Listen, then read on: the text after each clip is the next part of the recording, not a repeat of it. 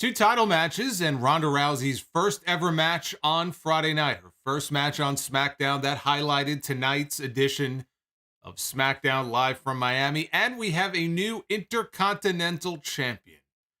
Over on Rampage, a rare episode of Rampage that aired live from Orlando tonight, the site of Sunday's pay-per-view.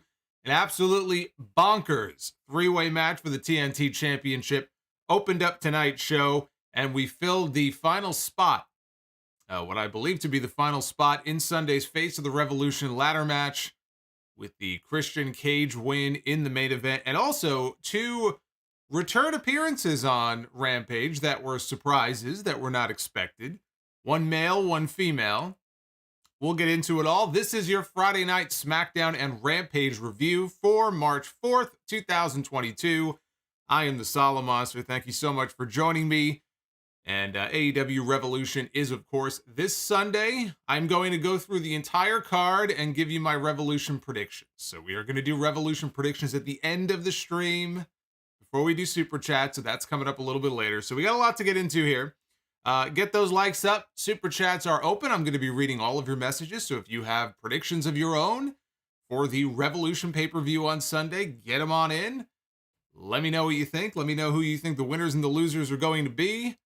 And we'll go through all that later. And of course, at the very end, we've got Be the Booker. March Madness edition. We're going to do more Be the Booker. So a lot of fun stuff in store here. We'll start out, as we always do, with SmackDown. We are on the road to WrestleMania. They love that word, stupendous.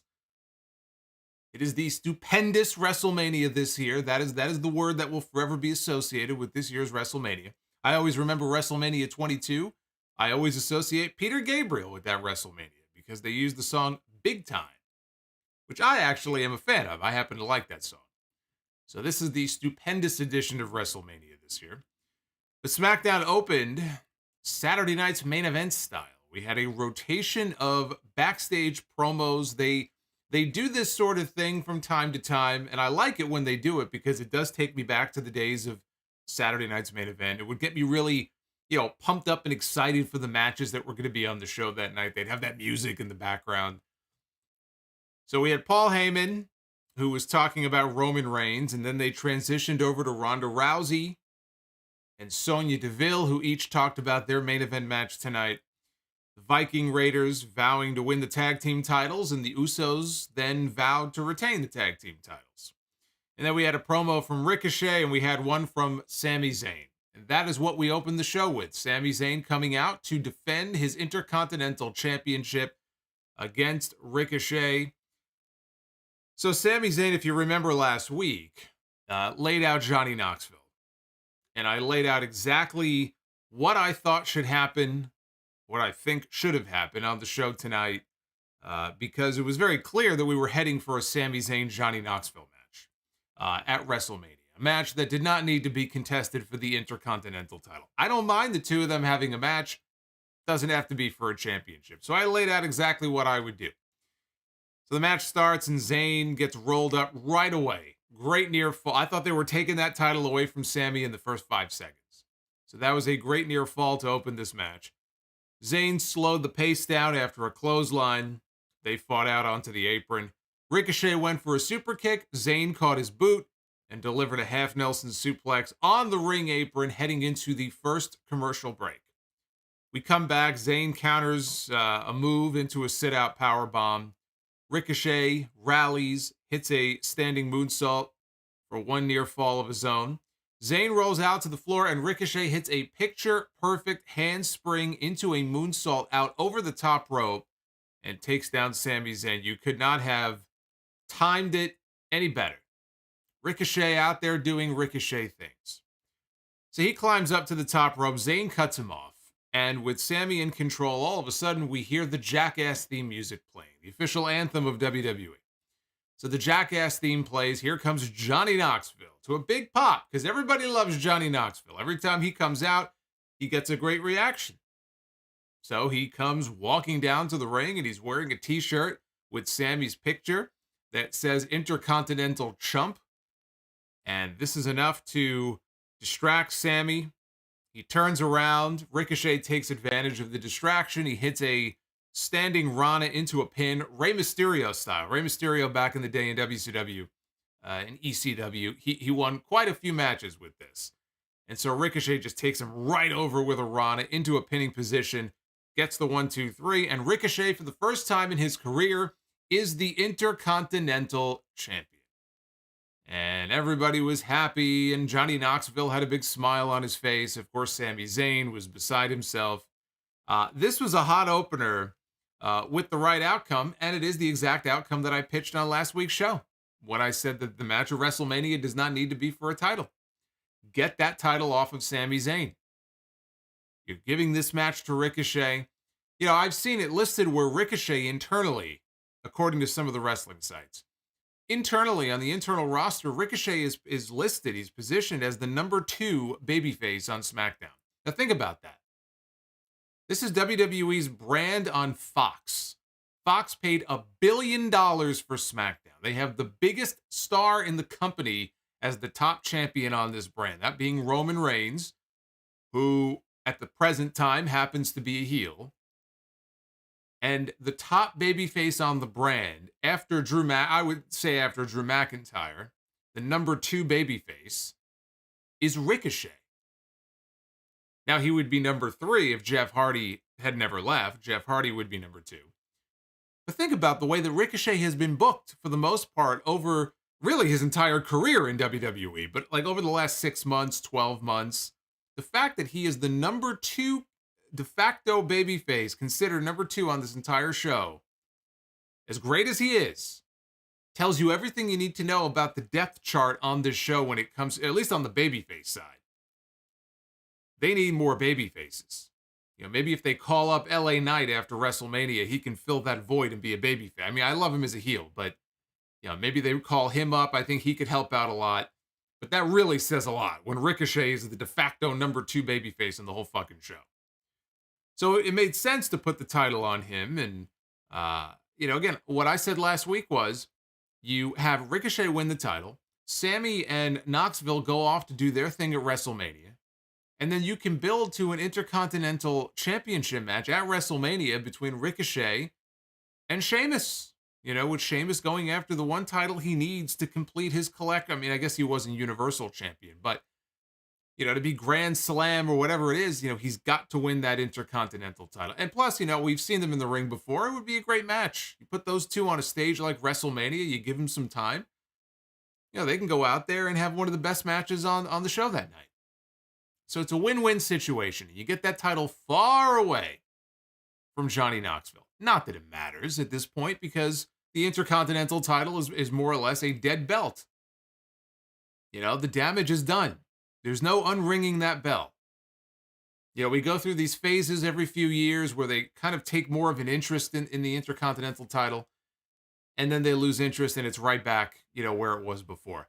I'm not even convinced the title is going to be defended at all at WrestleMania. You know, I'm pitching a match with Sheamus. I would just be happy to see him defend it against anybody, because I'm not convinced the Intercontinental title will even be on the line at WrestleMania.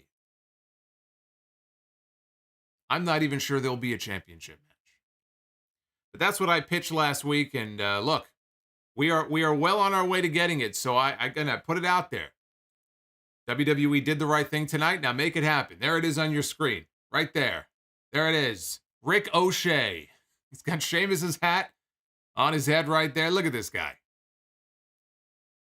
That's the match to do at WrestleMania. That is the match that I would like to see. I would just like to see a really good Intercontinental title defense on WrestleMania. But what they did tonight was absolutely the right call to make. And the match was a hot opener. It was a very good match. Now, backstage, Sammy was furious. He was throwing furniture around. He was scolding the cameraman who was shooting all this. He was looking at the cameraman going, "All you do is follow me around when bad things happen to me." And he looked in the camera and he said he was tired of Johnny Knoxville following him around everywhere he goes. Even on Instagram, he follows him and he, you know, butts into his comments. He can't get away from this guy. So he said that since Knoxville wants to follow him around everywhere, he proposed that Johnny come to Dallas, follow him to Dallas, and come to WrestleMania. Now, later on in the show, Kayla Braxton was in the back, and she had a chance to interview Johnny Knoxville. And he accepted Sammy's challenge. The match is official. It is official. We will get Sami Zayn against Johnny Knoxville at WrestleMania. And then he said something, and I think I had heard, I don't know the details of it, but I had heard this story before. Knoxville said that, look, once upon a time on Jackass, he said that he broke his wee-wee once. And so, getting into the ring with Sami Zayn would be nothing compared to him breaking his wee-wee. How does one break their wee-wee unless you're aroused? Now, maybe I don't want to know the details of this story. I'm just finding it hard to believe that one can, break their dick unless you're at full attention. Otherwise, how does that even happen? But like I said, I'm not really interested in finding out. But it just made me think. What was he doing at the time that he would have broken it? It sounds very painful. So they recapped Vince McMahon's appearance on Pat McAfee's show yesterday, with Vince announcing that he would be inducting The Undertaker. I'm going to induct The Undertaker. I'm going to induct Mark Calloway into the Hall of Fame. He'll be giving the Hall of Fame speech for The Undertaker. Hopefully they'll have subtitles. And then, of course, they had the footage of him offering Pat McAfee this great opportunity for him to get into the ring for the first time in his life and have a match at WrestleMania. We've seen Pat have matches in NXT, but that's at a little tiny building. That's in the Performance Center. This is WrestleMania. This is Dallas, right? There's a big stadium. 50,000, 60,000 people. And Pat McAfee lost his shit. He was so honored by the offer to be able to have a match at WrestleMania. So Austin Theory comes out. Because before the break, they had a sign on one of the locker room doors that said Mr. McMahon. So I thought we're going to get a Vince McMahon appearance on SmackDown. No Vince McMahon. Instead, Monday Night Raw's Austin Theory comes down to the ring. He is, of course, the pupil. He's the protege of Vince McMahon.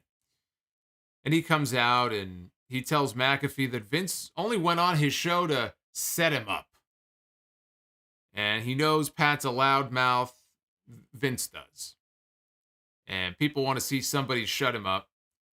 So what are you going to do, he said, when your mouth is wired shut and you can't eat breakfast, lunch, or dinner without sipping it through a straw?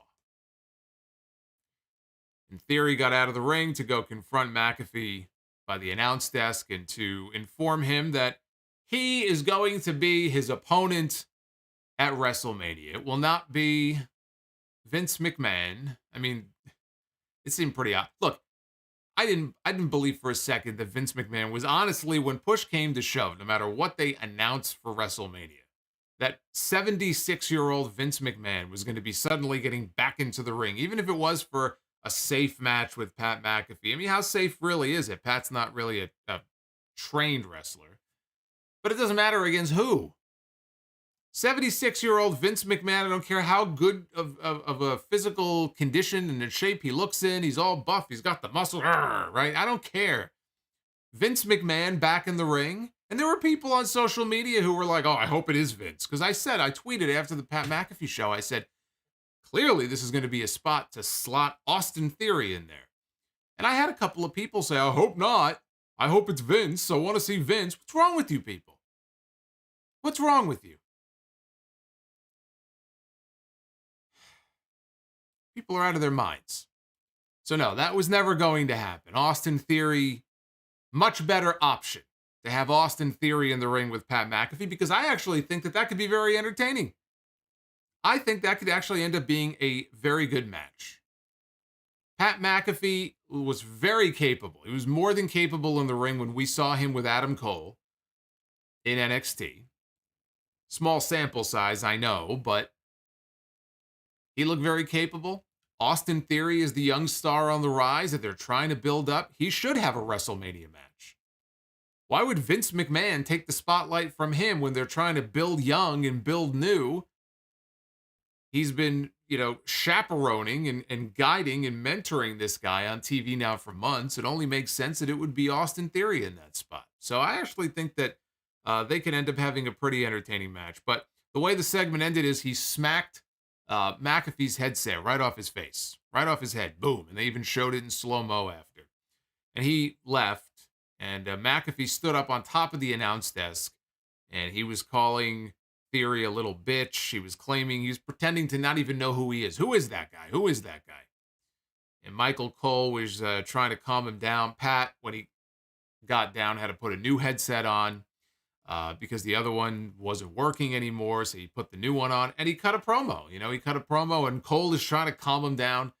And he cut a promo on Austin Theory, again, pretending to not know who he was. And he ended it by calling him a little punk bitch. So, to me, this was expected. You had to see this coming. And if you honestly thought Vince McMahon was going to get in the ring, well, then I don't know why you would think that. It seemed pretty obvious to me that especially when they didn't shoot an angle on the show, I was more shocked. The thing that shocked me more than anything else yesterday about that Pat McAfee show interview is that they didn't shoot any kind of an angle. I thought for sure, okay, well, Vince is going to come on. He'll do a real interview. But the reason he's flying out there to be in studio is because, maybe Austin Theory will be there with him. They even flat out teased on Raw that Theory would be there. There was no Theory, standing in the background or anything. Vince didn't say, I got a bone to pick with you. There was no physical confrontation. They didn't do any kind of an angle. He said, I'm going to give you a match, and we'll figure out who your opponent is going to be. It's like, okay, boss. All right, chief. So, kind of a lame setup, but yes, I would much rather see Austin Theory in this spot than Vince McMahon in the ring. The man who once, just by getting into the ring, tore one of his quads. And then when he didn't want any help and he was trying to walk it off, tore the other one, which he also talked about in that interview yesterday. Naomi with Sasha Banks against Carmella with Zelina Vega in her corner. So yes, we are indeed, for those people hoping that maybe Sasha would turn on Naomi or Naomi would turn on Sasha, which would be very weird because they just spent months building up this storyline portraying Naomi as this sympathetic babyface. People like her. Then you're going to turn her heel. Why? If anything, I'd rather see Sasha be the one to go heel. Well, it doesn't matter. Nobody's going heel. They're doing a women's tag team title match at WrestleMania because they don't have anything better for these two to do. And they announced that it's going to be on WrestleMania Sunday. Both women's title matches are taking place on night one, which is kind of weird. I thought they would separate them. So you don't want all the women's matches on night one. So this match is going to take place on night two. The bell rang, and immediately Carmella bails out to the floor. And she goes over to her entourage. They're going to help her put her face mask on. Naomi kicked her in the side of the head when she climbed up on the apron to get back into the ring. So before she could even get into the ring with her stupid mask, Naomi kicked her in the side of the head. Climbed up to the top. Carmella cut her off. There was an ugly-looking TKO by Naomi that she hit kind of on Carmella. This did not look good. Zelina jumped up on the apron. Sasha pulled her off, hit the Meteora on her up against the ring steps. That took out Zelina, and Naomi hit the split-legged moonsault for the win. Shout out to Ian Kraft, who just subscribed to the channel. Welcome.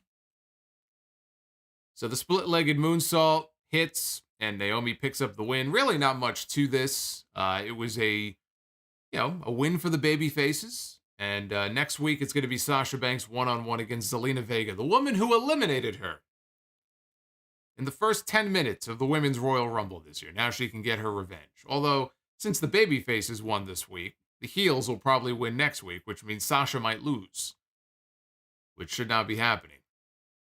It's bad enough they can't find something better for this woman to do. Hey, Mr. Robert just became a Sound Off legend. What's going on, Robert? It was my father's name. A good name. In the back, Happy Corbin and Madcap Moss were playing poker with a bunch of random independent wrestlers. And Corbin made fun of Drew McIntyre. Moss did this impression of him as they watched on the monitor, on the screen, the flat, I still call it monitor, on the flat panel. Drew McIntyre making his entrance, coming out to the ring for a SummerSlam rematch against the modern-day Maharaja, Jinder Mahal. That's the most excited I've sounded even mentioning Jinder's name in about 5 years. Jinder Mahal, who I think has been injured. I don't know where he's been. I think it's been an injury. He came out with Shanky. This is the match I know all of you were dying to see. Big rematch from SummerSlam. What a year, by the way, for Drew McIntyre. If we could just take a moment here to appreciate the year that this man has had. So, WrestleMania 36, this guy kind of got fucked, right? Because he finally got his big crowning moment. This guy worked his ass off for so many years. He got fired from WWE the first time after being turned into a comedy jobber. He went away. He reinvented himself. He transformed his body. He became a star. He became a champion on the independents, and he went to Impact. And WWE noticed it.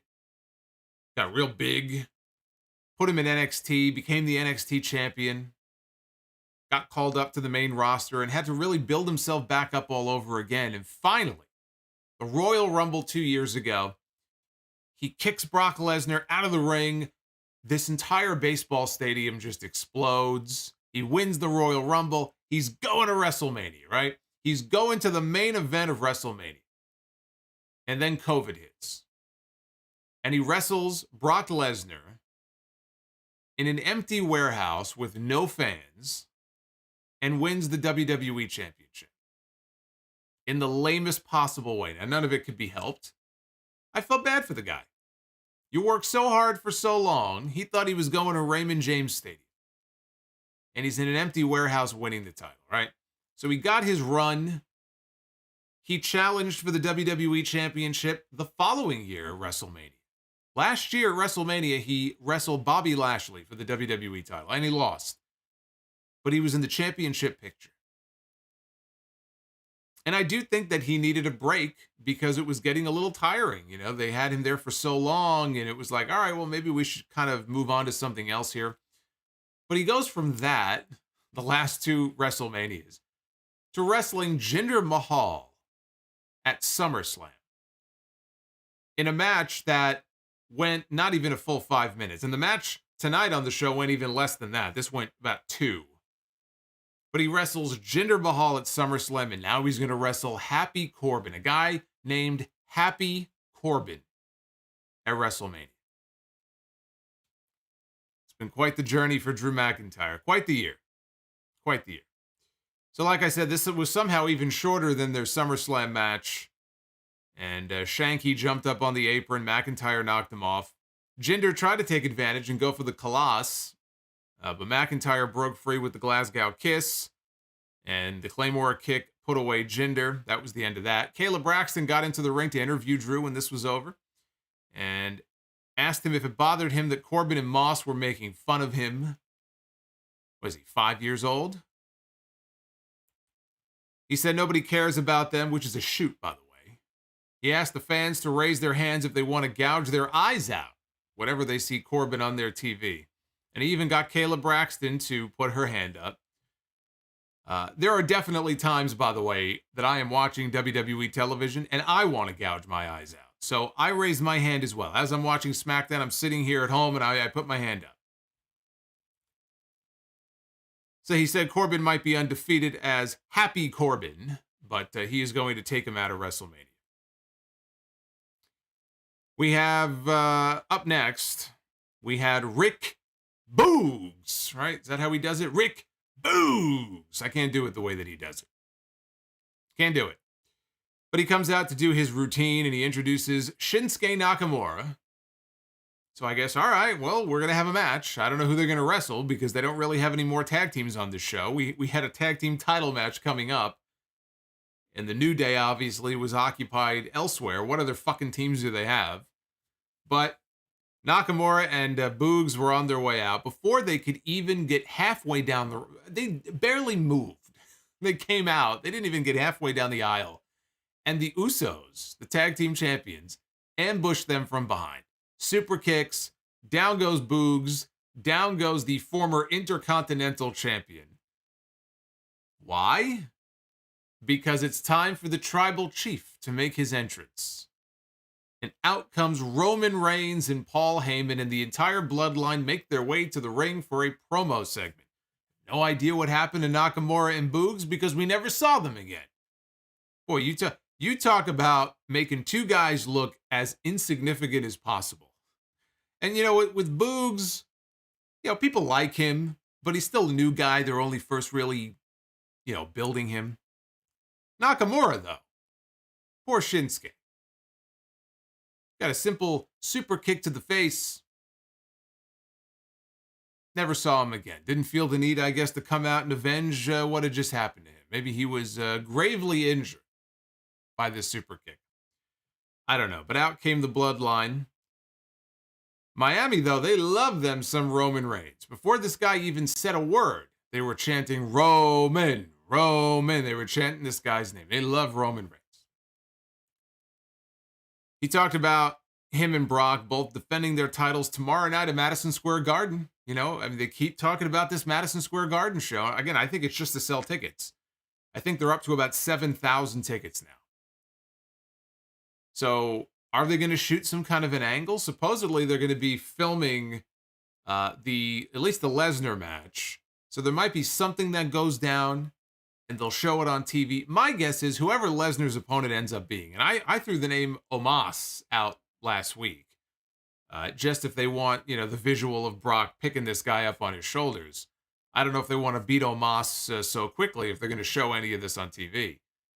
But I would think the end goal here is they're going to do some kind of an angle where Brock gets attacked by Roman in the Bloodline, just to put some more heat on this feud. I don't know, as far as a title change, no, we're not going to get that. But boy, they are pushing this show really hard. And I talked about this last week. Vince McMahon was really embarrassed by what happened. He had to be. The way he talks about Madison Square Garden, has always talked about Madison Square Garden. And they go into the Garden in December and they do one of the lowest attendance figures in the history of that building for this company. This after AEW came into New York a couple of times late last year. Arthur Ashe, UBS Arena in Long Island at the beginning of December. And especially in Long Island, they were outdrawing what WWE did a week or two earlier in the same building.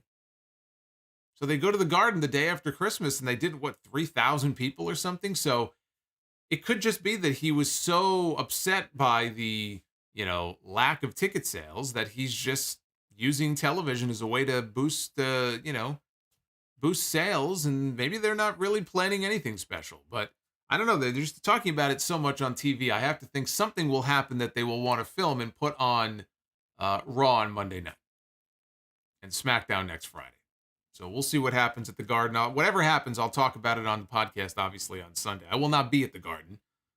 I have way too much work left to do. I did briefly consider going and buying a ticket, though, to an IMAX showing of the Batman. I'm seeing wonderful things about this new Batman movie and Robert Pattinson as Bruce Wayne and all that. But not going to have any time this weekend.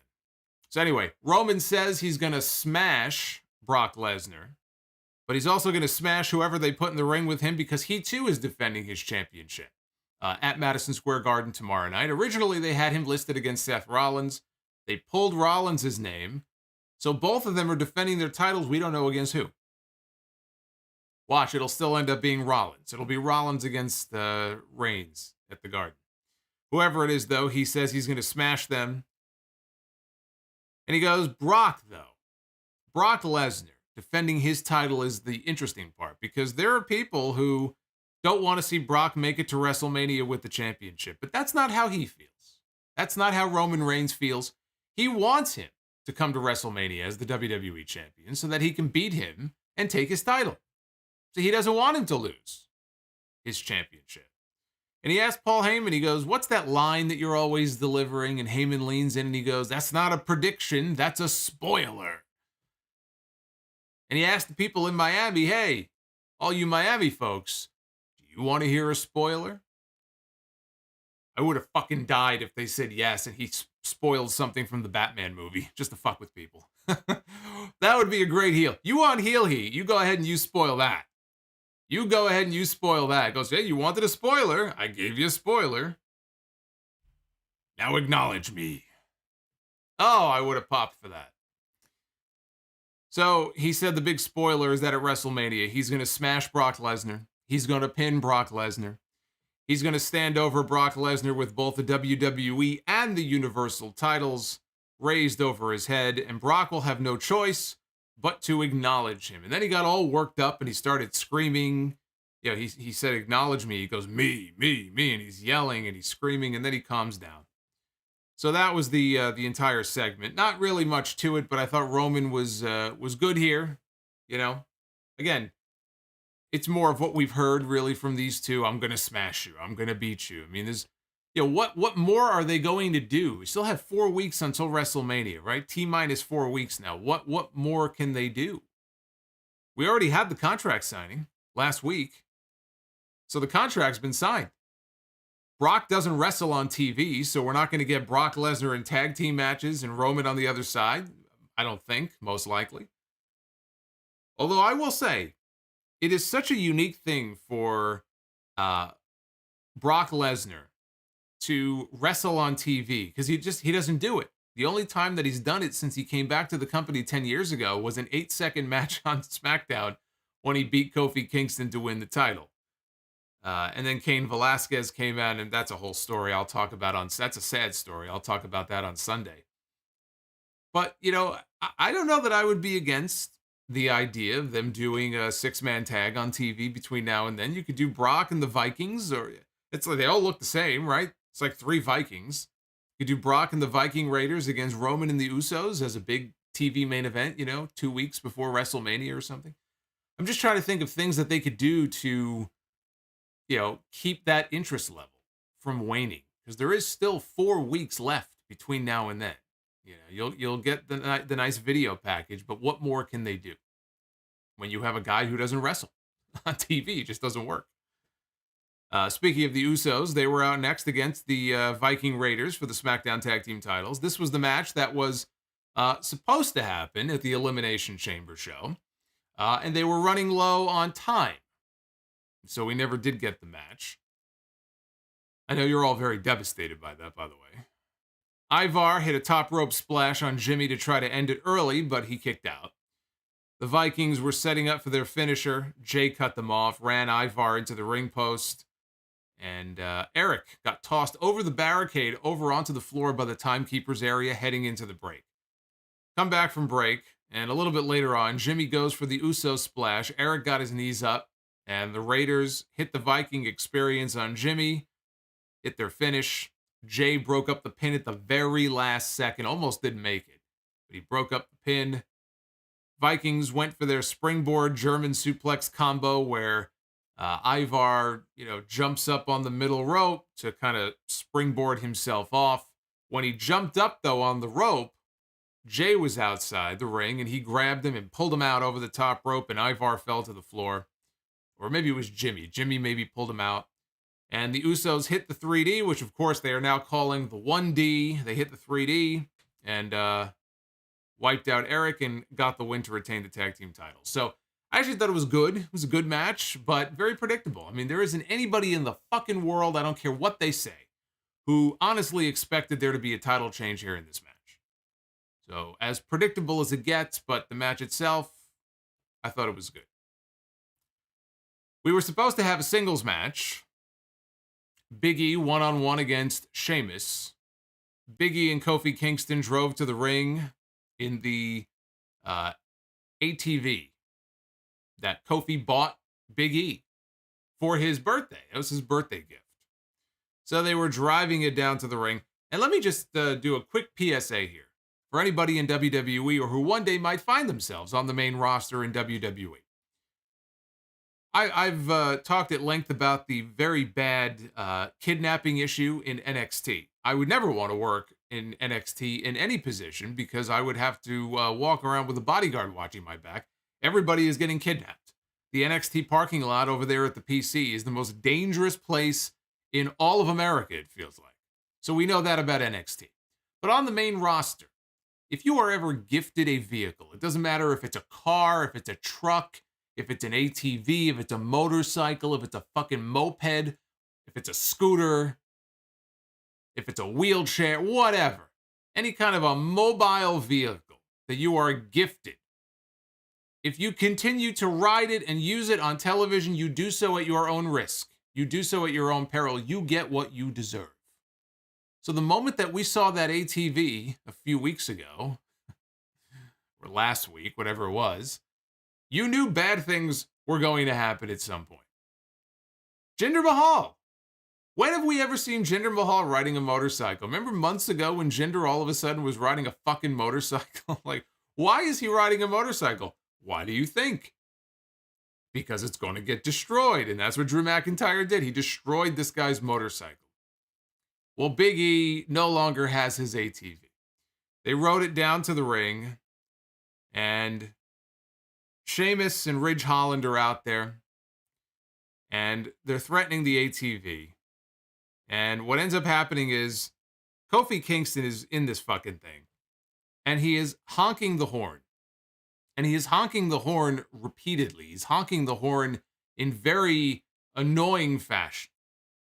So, Ridge Holland grabs a steel chair and he hits Kofi with it. And I clapped when he did so.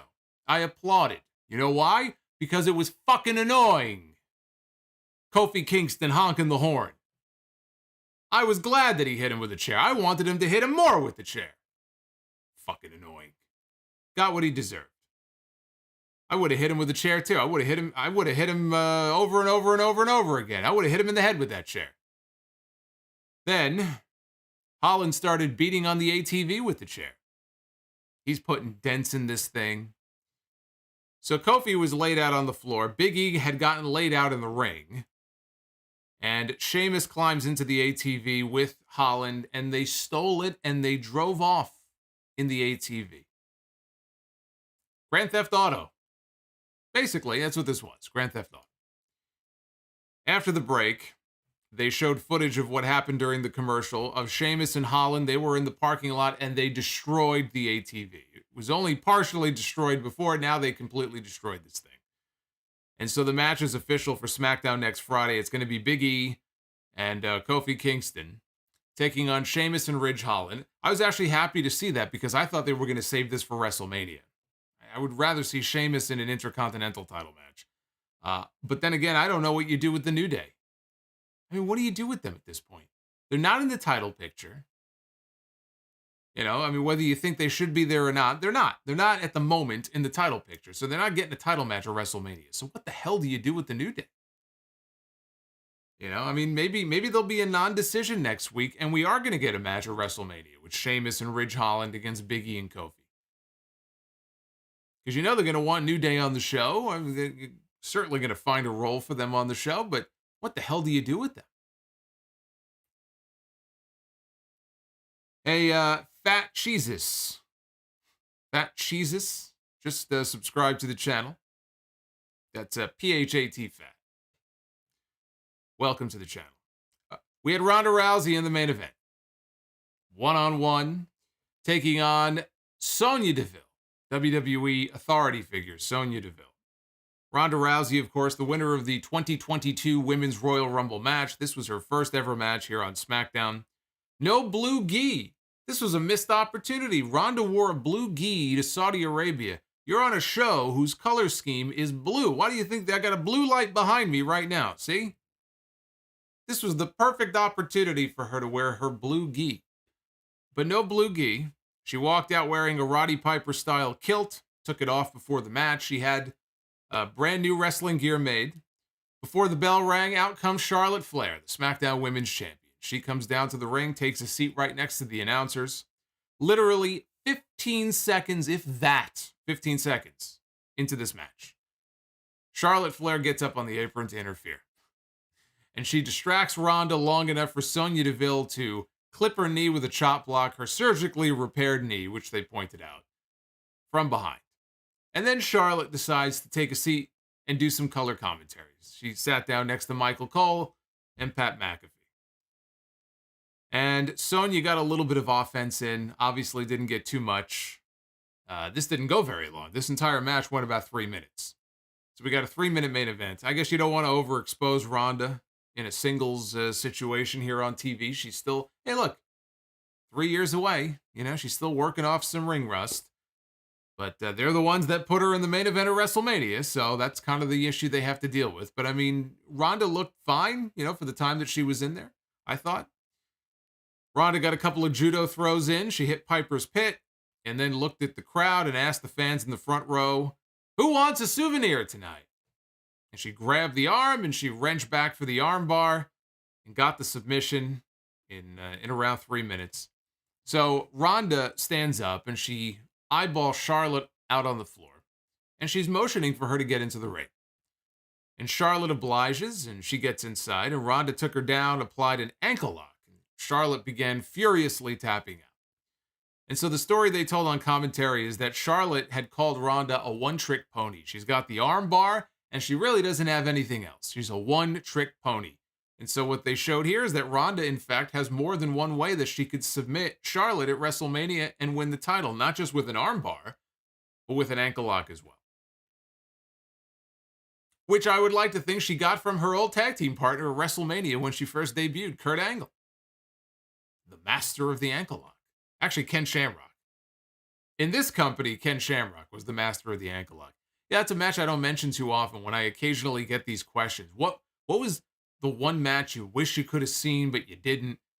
Because it's not at the top of my list, but it is a match I always wanted to see. Ken Shamrock back during his original WWE run against Prime Kurt Angle. The Battle of the Ankle Locks. Angle and Shamrock. I feel like that would have been a really good match. There's something about that. I think that would have been really good. So, it wasn't a bad show.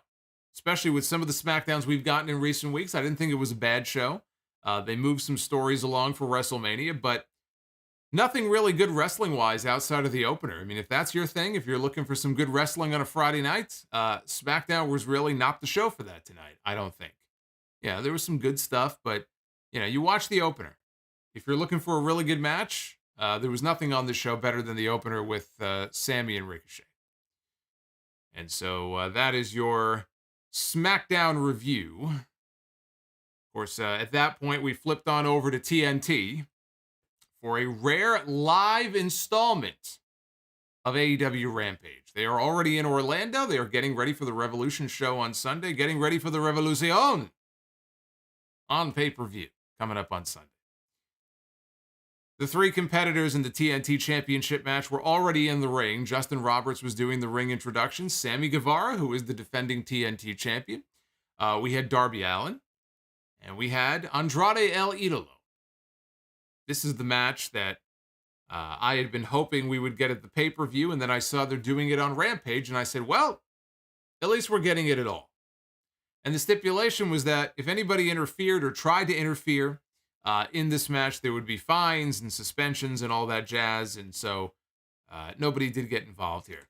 There was an insane delayed vertical suplex powerbomb spot early on in this match. I don't believe I have ever seen anything quite like this before. I've seen crazy spots. I've seen, the Tower of Doom spot, which is basically, kind of what this was. But Sammy was on the ropes, and he had Darby up in a vertical suplex position. In comes Andrade underneath them and grabs them in a powerbomb position. Sammy continues to hold Darby up for this vertical suplex as Andrade walks them out of the corner and then slams all of them down. And Sammy, the entire time, is muscling up Darby. And look, I know Darby is, 160 pounds soaking wet. He's not a big man, but still, that takes an incredible amount of core strength to do something like that while you're in motion, while you're being moved. So I thought that was a very cool spot. Andrade pulled his belt off. He started whipping them with it as they cut to the first picture-in-picture. They come back from break. And yes, by the way, Ted Evans in the chat is wondering, was Rampage live tonight? It was. That is what happens sometimes on these pay-per-view weekends when they come into town. They do sometimes have the occasional live Rampage. So tonight was a live show. So they come back from break. Andrade was giving Sammy the Three Amigos, the final suplex he hit into the corner buckles. And he manhandled Darby Allin with a Uranage across the knee. Andrade was fucking demolishing these guys. in there. Now, I still think he's losing too often. We actually don't even see him in the ring that often, but when we do, I kind of feel like he loses more than he should. But he looked good for the time in that ring tonight. Now, he got a lot of offense, and he was manhandling these two guys. Of course, physically, he's bigger than both of them. Or bulky. You know, he's more bulked up than they are. So Andrade went up for the moonsault. Darby rolled out of the way. Andrade landed on his feet, immediately hit the standing moonsault press on Sammy. How is it that I see Andrade hit this move every time he does? I see him hit this move and it looks great. Charlotte does it and it looks like shit. Every single time. I don't understand. She's been doing it long enough. You would think that she would be better at it by now. Hey, shout out to AMZO. He has been a Sound Off channel member for 3 months. Says, first time listening to you live from the UK. 10 years of listening to you and appreciate the work that you have produced. So he's able to join live on the stream tonight for the very first time. That's very cool. Thank you, sir. It's got to be pretty early in the morning where you are. So thank you for tuning in. But anyway, we got a 3-way chop fest. These guys were chopping the shit out of each other. Darby hung Andrade up in the corner in a tree of woe. Or as Joey Lawrence would say, tree of woe. So he hung him up in the tree of woe. And Darby turned around and he notices that Sammy Guevara is in the other corner on the same side. He's in the other corner standing on the top rope. And so Darby comes in, comes racing towards him. And Sammy jumps over Darby and goes coast to coast and connects with a drop kick on Andrade. I thought that was fantastic. The way they pulled that off, it looked great. There was another spot where Darby came charging in at Sammy. Sammy was standing by the ropes. He was actually getting ready to hit some kind of a dive out onto Andrade, I think. And Darby comes in like a bat out of hell. And Sammy moves out of the way. And Darby, like a battering ram, just nails Andrade out on the floor with his body. He throws his body. He literally uses his body as a weapon. He doesn't use his feet or his fists. He just takes his whole fucking body.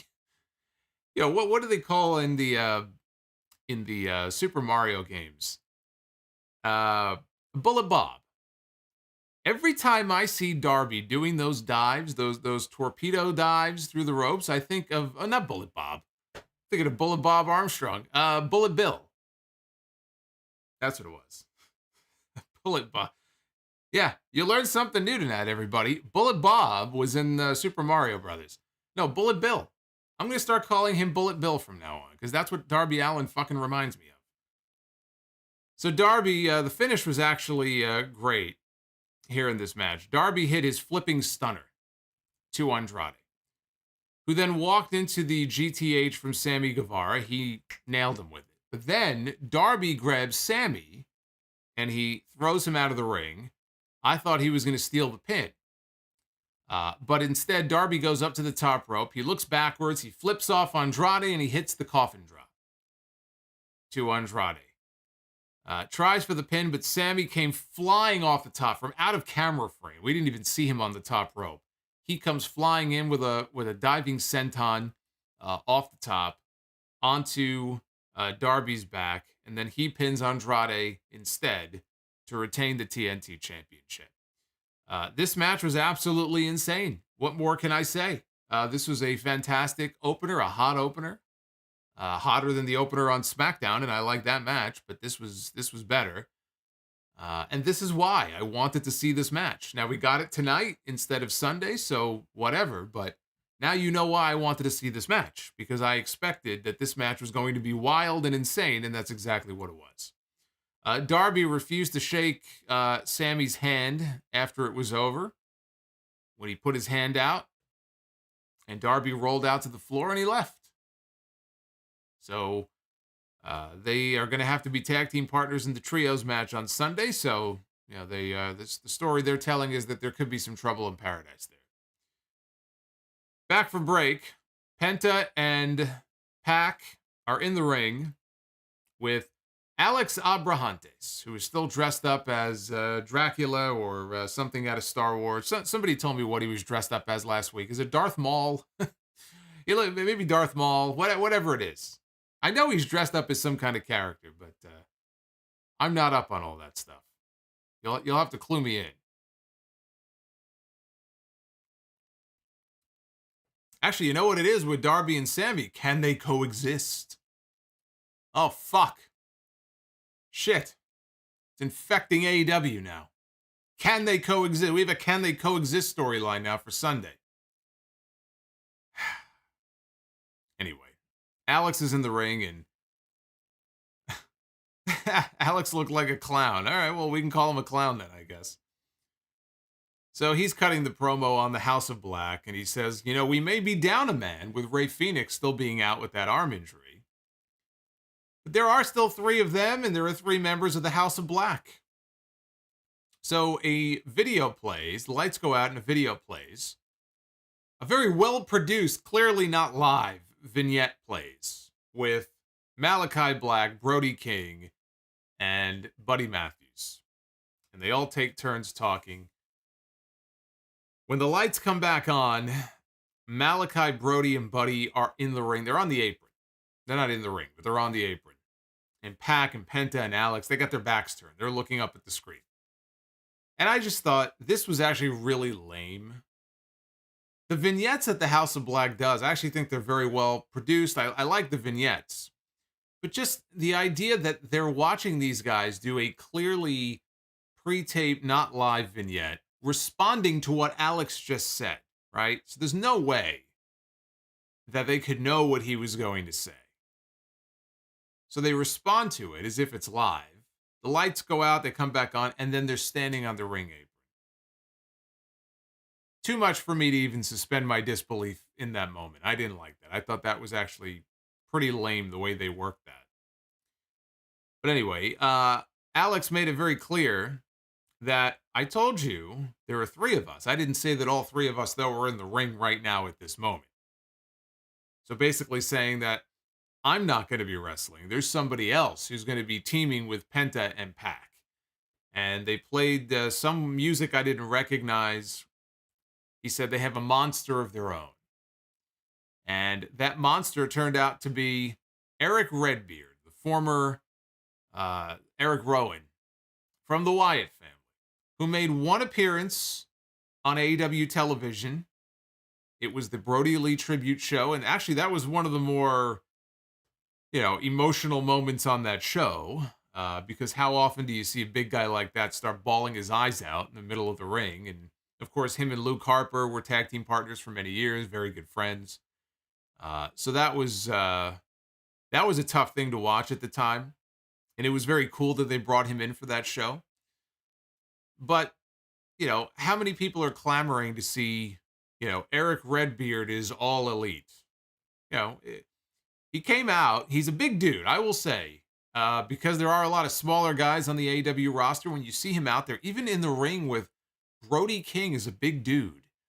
But, you watch Redbeard in the ring and he just towers over all of them. He dwarfed him. And, he's beating up a bunch of security goofballs and everything. And, people were happy to see him. And now they have a monster of their own. They made it official that there's going to be a match on the pre-show this Sunday at Revolution. The segment ended actually with Pentagon breaking the arm of one of the security guys. And they played this cracking sound effect, very similar to what they used to do back in the day on Lucha Underground when he was breaking arms. So, again, as far as Redbeard coming in, it doesn't bother me. It doesn't bother me in this way. I don't think he's all elite. I think this is a one-off. Or whether it's a one-off or a two-off, it's a temporary thing. I think that they needed somebody in there for a match on Sunday because Rey Fenix is not ready to come back just yet. And more importantly, I think they needed somebody who could take the losing fall. Because I don't think that the babyfaces are winning on Sunday. I think the heels are going to win. They should win. And I bet you that it's Redbeard, probably from Brody King, but I bet you it's Redbeard who's going to take the losing fall in that match. So I think it's a one-off. I mean, we'll see. I before I went live, I looked to make sure Tony Khan didn't put up the Redbeard is all elite graphic. I didn't see it. So that would be my guess. They needed a big guy. They brought him in for a one-shot. He'll probably take the losing fall on Sunday. No harm, no foul. I can't say that signing Eric Rowan is, would be a terribly exciting thing, especially when they're still teasing more free agents are coming in. Nobody is clamoring to see this guy on AEW television every week. I'm sorry.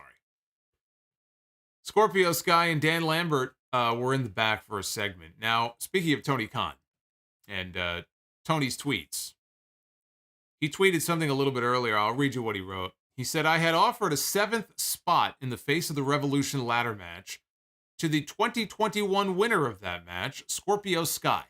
But instead, I just bartered. He's bartering now. He bartered with Dan Lambert. Scorpio Sky instead will challenge the winner of tonight's three-way for the TNT Championship on Dynamite this Wednesday. So that is going to be the TNT title match on Wednesday. It will be Sammy defending against Scorpio Sky. Also, as part of this agreement that they reached, Paige Van Zant will sign with AEW. She is going to be on the pay-per-view on Sunday, in the ring, I assume, to sign her AEW contract. And that is great news. You've heard me mention Paige Van Zant recently and how I was hoping they would sign her. I was hoping we would see her do stuff with AEW because, yeah, she's a beautiful woman. But when she was out there in those segments and she's in the ring and she's jumping around, when Lambert had the American Top Team people out there, you could tell this woman's got a certain charisma about her. And I really feel like, without seeing her in a wrestling match yet, I mean, she might not be able to work a wrestling match for shit, for all I know, but I feel like she's somebody who could fit in very well in this world. So I like that. I like that move. I think bringing her in is a smart thing to do. And so I was happy to hear that. But I assume this means no 7th spot in the ladder match on Sunday. And they made it pretty clear that, in the main event tonight, they were deciding on the 6th and final spot. So it could just be that Excalibur misspoke last Friday when he was speed reading through the card. He very clearly mentioned that there would be 7 spots in that match. And so I just assumed they were keeping a spot open for, maybe a Joker entrant. It's possible they still are. It'll be a surprise, but doesn't look that way. It looks like we're getting the 6 spots, which is what it was last year. We had 6 people in the match last year. Limitless Keith Lee, bask in his glory. Only his 2nd match on AEW television since he debuted. Keith Lee one-on-one against JD JD the Great. Keith Lee against JD from NY. No, Keith Lee against JD Drake. And Lee took him down with the crisscross shoulder tackle before cutting to a picture-in-picture break. This guy, he just started the match. Keith Lee, only his 2nd match on AEW television, and they cut to a fucking picture-in-picture. And the majority of the match took place during the commercial break. That sucked. If you're a Keith Lee fan, then that sucked. So I was trying to pay attention in the box to what was going on in the first part, because, the picture-in-picture stuff is not the entire break. They do that for like half the break, and then the box disappears. So I'm trying to watch and pay attention to what's going on. And, he's giving him the big bear chops on the outside, those big bear paws, chopping away. When they come back, they're in the ring, and Drake was laying in some chops of his own. He hit a cannonball senton to Lee in the corner. He climbed up top, hit the moonsault press, but Lee kicked out at 1. And then Keith Lee caught Drake coming off the ropes for another move. He pressed him up onto his shoulders in an F5 position, and then he hit his finish, the Big Bang Catastrophe, the big jackhammer-like slam for the 1-2-3. JD's crew, the Wingmen, they jumped Keith Lee when the match was over. Peter Avalon, who is now working on a per-appearance deal with AEW. Ryan Nemeth and Cesar Bononi. Lee quickly got the better of all of them. He ended up chucking Avalon out of the ring onto the big pile of bodies on the outside. Ricky Starks and Powerhouse Hobbs, they left the broadcast position and they started to walk down the ramp because they have been needling Keith Lee in these backstage segments. They've been poking fun at him and the way he talks, his cadence in these promos, which is something that Keith Lee brought up he was on Talk is Jericho in his interview with him. And I'll talk a little bit about that on the podcast on Sunday as well. because he couldn't understand why Vince McMahon didn't like the way that he spoke in his promos. And I can, because he sounded ridiculous. That's why. I remember I even mentioned that at the time when he would come out and do the whole greetings and salutations, and it just sounded stupid. I agree with Vince McMahon on that point.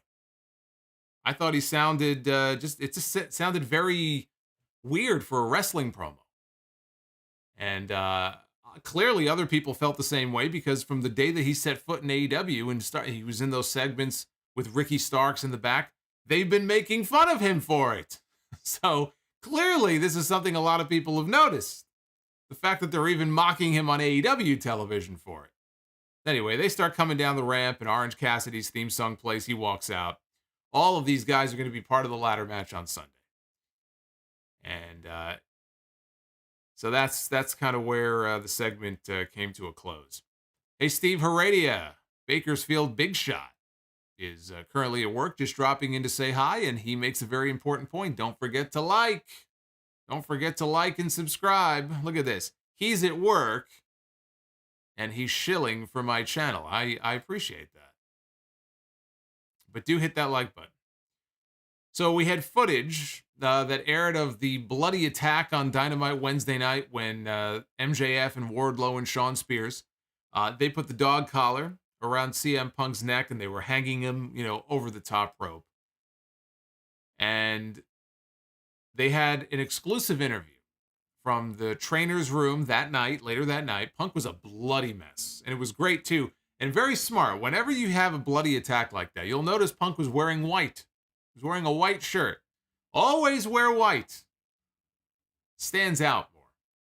Always wear white. I remember there was something, Hogan, I want to say maybe it was the Australia tour. It was over a decade ago. Hogan and Flair, they had a series of matches. It was really sad. They looked so fucking old and flabby and disgusting. This was probably 2009. Hogan and Flair went to Australia on some kind of tour to have some matches. And actually, I think that was the final tour that Umaga wrestled on before he passed away. But I want to say maybe it was for that event that there was some kind of a press conference to promote it over there, and Hogan got attacked, and he of course, he gigged and cut himself, and he's bleeding all over the place, and he was wearing white. So that always stands out to me, because he came up, and there's just blood all over him and everything, and all the other wrestlers are helping him up and stuff. Always wear white. So you could tell I'm not going to bleed on this stream because I'm wearing black. If you ever see me wearing white, I might do a blade job here on this stream, but not tonight. So anyway, they cut to this pre-tape promo from the other night in the trainer's room. CM Punk, he looks like a man possessed. He looks like a crazed man. He's blood all over him. His eyes are wide open. And he's looking dead in the camera. And he cuts this great promo, this intense, great promo selling this match on Sunday. I've loved everything about the final weeks of this feud. Some of the material in their promos leading up to the first match on TV got redundant. Ever since they got past that first match, everything they've done since then in the month between then and now has been fantastic. And it's all been carried on these promos that they've done. Both of them, MJF and CM Punk both. This was classic old school wrestling here, though, in this promo. And Punk looked in the camera and he said that MJF wanted the CM Punk that he grew up on. And he congratulated him because he's going to get it. Said MJF is not ready for it. Punk said he's going to beat MJF so badly his own mother is not even going to recognize him when he's done with him. He said that he will become a monster to fight the monsters of the world because I am CM Punk and I'm better than you. And that wasn't all of it, but I would definitely encourage you all to go seek that promo out. This right here was Pro Wrestling 101. I loved it. This was great. Tony Schiavone interviewed Jade Cargill and Mark Sterling in the back, and Sterling was bragging about putting a clause in the contract for her match with Ty Conti on Sunday that Jade could not be touched until 48 hours before the event. Well, it is Friday. It is now less than 48 hours until their match on that show. And Anna Jay showed up to provide the distraction. And then Ty Conti came from out of nowhere with a pump kick and took down Jade and told her that she was going to become the new TBS champion. Serena Deeb was out next for the Professor's weekly 5-minute challenge against Layla Gray. Layla Gray was the opponent this week, and she bailed out to the floor right after the bell rang. So she's playing it smart. All she's got to do is last 5 minutes. All she's got to do is survive. So she's trying to frustrate Serena by trying to run out the clock. Unfortunately for her, it didn't work out.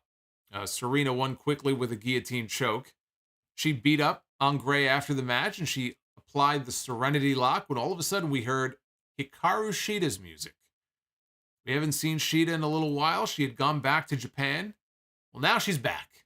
She's got her kendo stick with her, and Shida comes down to the ring, and she is just destroying. She's wrecking Serena with these kendo stick shots. I mean, just wailing away at this woman. So this feud, I guess, is going to resume a lot quicker than I thought. I thought Shida was going to be gone for longer than she was. It was good to see her back. I do think that it would be weird. It would be unfortunate if these challenges they've been doing on TV, these 5-minute challenges, just sort of ended now. It was just something to do until Shida was ready to come back, and now she's back, and if they just dropped the whole concept.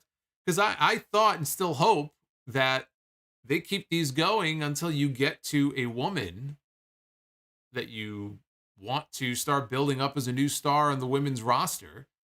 And 1 week on TV, she shocks the world by surviving the 5 minutes with Serena Deeb, or maybe she even beats her and pins her in the middle of the ring. And all of a sudden, you've created a buzz around somebody new. It would be kind of a waste, I think, if they just did away with it now that Shida is back. Tony Schiavone was in the back with Eddie Kingston to talk about his match on Sunday with Chris Jericho. Kingston mocked everybody lately, including Jericho, throwing out insider terms. He said, kayfabe may be dead, but that don't mean we have to piss on its grave. He said he would embarrass Jericho, and said the best part of that was that Jericho would have to shake his hand after he beats him on Sunday. The main event was Christian Cage against All Ego Ethan Page for the final spot in the Face of the Revolution ladder match coming up on Sunday. I was getting a weird TNA vibe here watching this match. Not much happened before they cut to the final picture-in-picture, and then coming out of the break, Ethan Page hit a cutter on Christian for a near fall.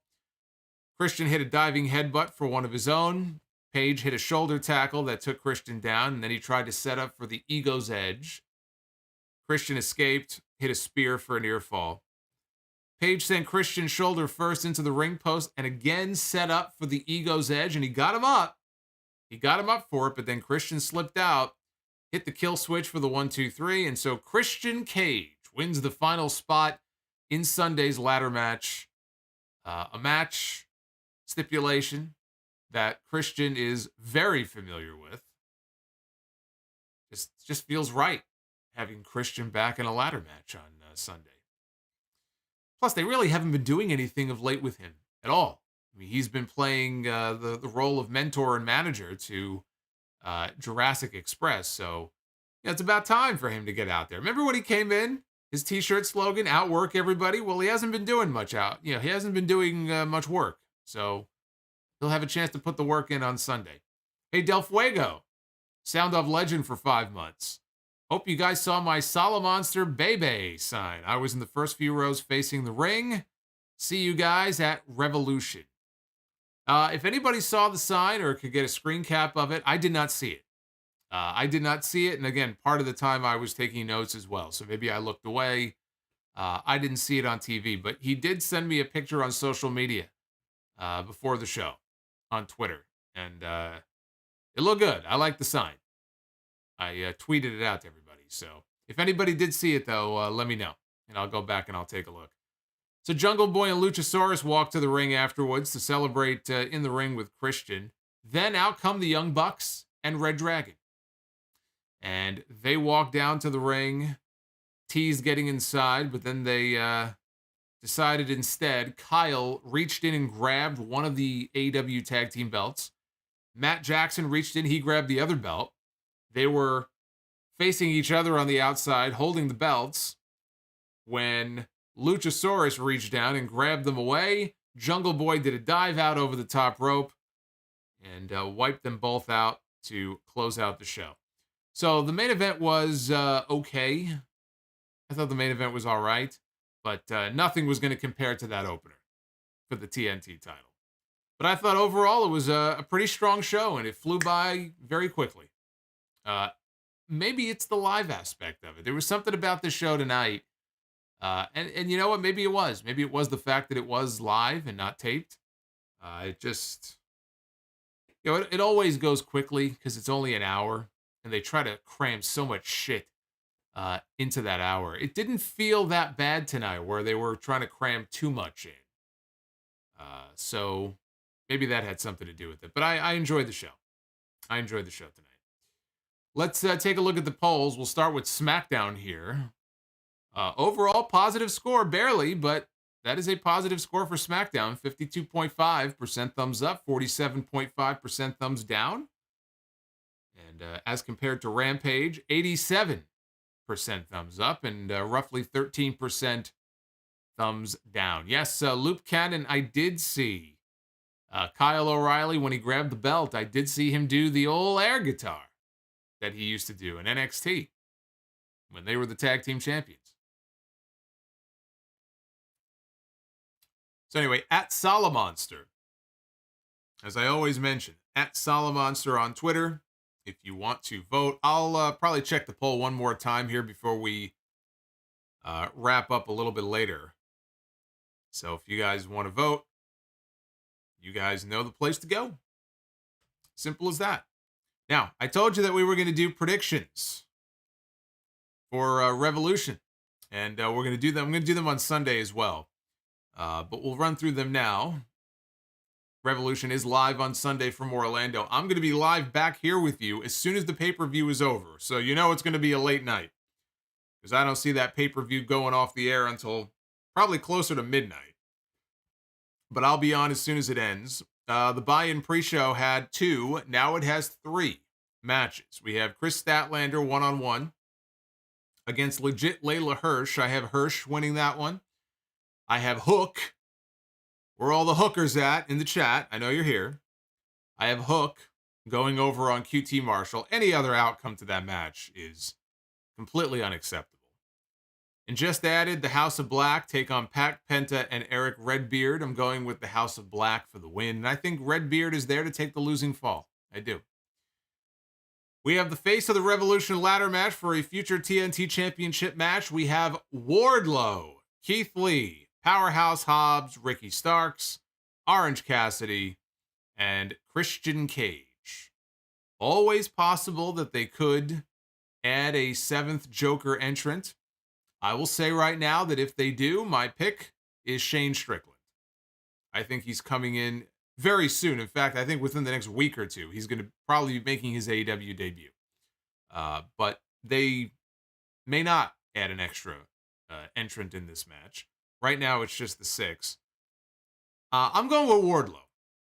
I've got Wardlow as my pick here to win, and I debated, whether Shawn Spears costs Wardlow the match here, and maybe Keith Lee wins.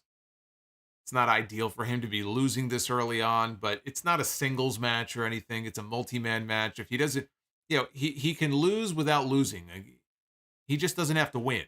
But it's not really a loss, right? If you're in there with 5 or 6 other people and you just so happen to not climb the ladder and pull down the contract or whatever is hanging above the ring, I mean, it's not the end of the world if, Keith Lee does not win this match. But I thought about that. I thought maybe Lee wins if Spears costs Wardlow, the victory. But I think it would be a case more so of Spears or MJF costing Wardlow the TNT title when he actually goes and gets his championship match, especially if MJF loses on this show. I think it'll just drive him to be so jealous of Wardlow that he can't, if I didn't win, then this fucker certainly isn't going to win. I see that as more likely. And to get there and to do that, Wardlow has to win. He has to win so that he can go on to challenge for the title. So I think Wardlow is going to pick up the victory. We have Jade Cargill putting the TBS Championship on the line against Ty Conti. Jade Cargill is undefeated. Jade Cargill will remain undefeated, and she will retain her TNT title. Chris Jericho takes on Eddie Kingston. We had that one segment. I go back to that one segment in the back on Dynamite on Wednesday when Santana and Ortiz walked up to Jericho and they said, "Are we cool?" And it looked like they may have been back on the same page. And then Jericho made some other comment. They ignored him and they walked off. I don't know that they're going to have his back when Jericho needs them on Sunday. So we may see them make an appearance. But I think Eddie Kingston's going to get the win. I have Eddie Kingston. He's going to... Remember what Jericho said? You can't win the big one, right? Well, I think this is his first kind of big win on the road to whatever that next chapter is going to be. I think Eddie Kingston gets the win here. We have Sting, Darby Allin, and Sammy Guevara. Or I should say, I'm sorry, Mr. Stink, Darby Allin, and Sammy Guevara against Andrade El Idolo, Matt Hardy, and Isaiah Cassidy of Private Party. I think this is the beginning of the end for Matt Hardy in the AHFO. And I think that Matt is going to be out of the group very soon, I predict. This loss probably being one of the reasons why. And that is going to lead very soon to the debut of Jeff Hardy, who will officially be free to appear on AEW television. Well, let's see here. Sunday is the 6th, right? Monday is the 7th. Tuesday is the 8th. Oh, very interesting timing. Very interesting timing. So Matt has said that Jeff's non-compete with WWE expires on March 9th. Wednesday is March 9th. So would Jeff Hardy technically be allowed to appear on television that night, or do you have to wait until the 10th once the 9th is over? My impression would be that as of Wednesday, he can appear anywhere he wants. And if that's the case, we may get Jeff Hardy on TV this week. But I don't know how that works. If they have to wait the extra day until midnight, then it's official, that's very interesting. The timing of that could be very interesting. But regardless, I got the baby faces going over here. I don't see any way Sting, Darby, and Sammy don't win this match. We have Bryan Danielson going one-on-one against Jon Moxley. This is the match I think I am most looking forward to on this show. Danielson has been just absolutely on fire since coming to AEW. Everything this guy touches turns to gold. He wants Moxley to join with him. Moxley has said that he doesn't stand next to someone unless they've bled together.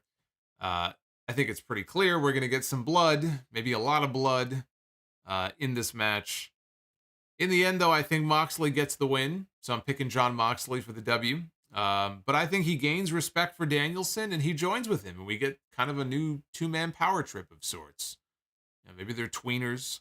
Take some young guns under their wing. I really hope they move forward with that story and we get a little group going with these guys. But I got Moxley winning the match. Boy, I got a whole mix of answers here about when Jeff Hardy might legally be able to appear. I had half of you say the 9th and I had half of you say the 10th. I think it's the 10th. Or at least I think Tony Khan wouldn't want to take any chances and they would just err on the side of caution and maybe Jeff would show up the following week. But I was just thinking about that. I don't know what the answer is to that. That's actually a really good question. Jungle Boy and Luchasaurus defend the AEW Tag Team titles against the Young Bucks and Red Dragon. Jurassic Express is just 2 months into their run as the Tag Team Champions. They won the belts at the very beginning of the year. They have not had very long as the champions, and I think it would just be very premature to take the belts off 2 of your homegrown stars. I think it's too soon. So I don't see there being a tag team title change here. Red Dragon does not need to win them right away. The Young Bucks don't need these belts back right now. There's an issue between the 2 of them. The 2 challengers are the ones with the issue that's bubbling up under the surface. They kind of cancel each other out. They'll probably end up costing each other the match. One team has the match won, they pull them off. The other guys have the match won, they pull them off. That's what I mean when I say I think they cancel each other out. There's a bigger story going on here that's much bigger than the tag team titles and the fucking dinosaur. I think they retain. And this is just another chapter in the story of wherever things are going involving the elite guys. And then it'll really blow open when Kenny Omega is ready to come back. So I think the tag titles are staying right where they are. We've got CM Punk against MJF in a dog collar match. Danielson against Moxley is it's not going to be the only bloodbath on this show. We know this match is going to get violent. We know this match is going to get bloody. So it's going to be interesting because this is the match that has the most compelling story and build out of anything else on this entire show. I just got done praising the promo work from both these guys. It's got me, hyped up to see them in the ring and to see what they're going to do once they get in there. As great as they've been, remember, we still don't know when the Wardlow split is going to happen. I don't think it's going to happen on Sunday. I think they're going to milk this a little bit more, especially if Wardlow wins the ladder match, as I think he will. He's going to have a TNT title match in his back pocket. I don't know that they're going to do a split just yet, but there's always that kind of looming in the background. If Wardlow gets involved, if he accidentally costs MJF the match or isn't there when he needs the Dynamite Diamond ring or something, something like that. Although I don't know why he would need to worry about getting the ring from Wardlow. I mean, there are no rules in a dog collar match. He could just put the ring down his fucking pants if he wants to. But as far as who wins this match, I think I got CM Punk as my pick. I just mentioned that first. I think CM Punk is going to win this match. I think CM Punk winning this match works. And I'll tell you why. I think that, and I don't know that this is the way they're going to go with this, but as I was kind of mapping this out and looking at it longer term, as you look further into the future, I think CM Punk gets the win. And that only further sends MJF off the deep end. He gets even more evil and sinister and just kind of loses his mind. But what if CM Punk is going to win here because he's going to challenge next for the AEW World Championship? And if he does challenge for the AEW World Championship, he could win the AEW World Championship. Whether it's double or nothing, whether it's all out, it'll be in Chicago. They could be setting up for a big CM Punk win in Chicago, at the end of the summer. But I think Punk could go on and win the AEW World title. MJF is going to be the AEW World Champion. I've already called it. I'm sure a lot of people have said that, yeah, he'll be the champion at some point. I'm not, breaking any new ground by saying that. But when I've been asked the question of who I see, what's the succession plan here for the AEW World title? I have MJF on my list very soon in the not too distant future as being the next heel to hold that championship. I think it's going to be him. But what if he takes it from CM Punk? So he loses on Sunday and their issue kind of ends up on the back burner. Punk goes on to win the title, whether it's in May, whether it's possibly in September. When the time comes later this year, it could be a year from now at Revolution, whenever it may be. In their third match, in the rubber match, MJF gets the win from CM Punk, and in doing so, he takes the championship from him. He wins the title off of CM Punk. I can get behind that story.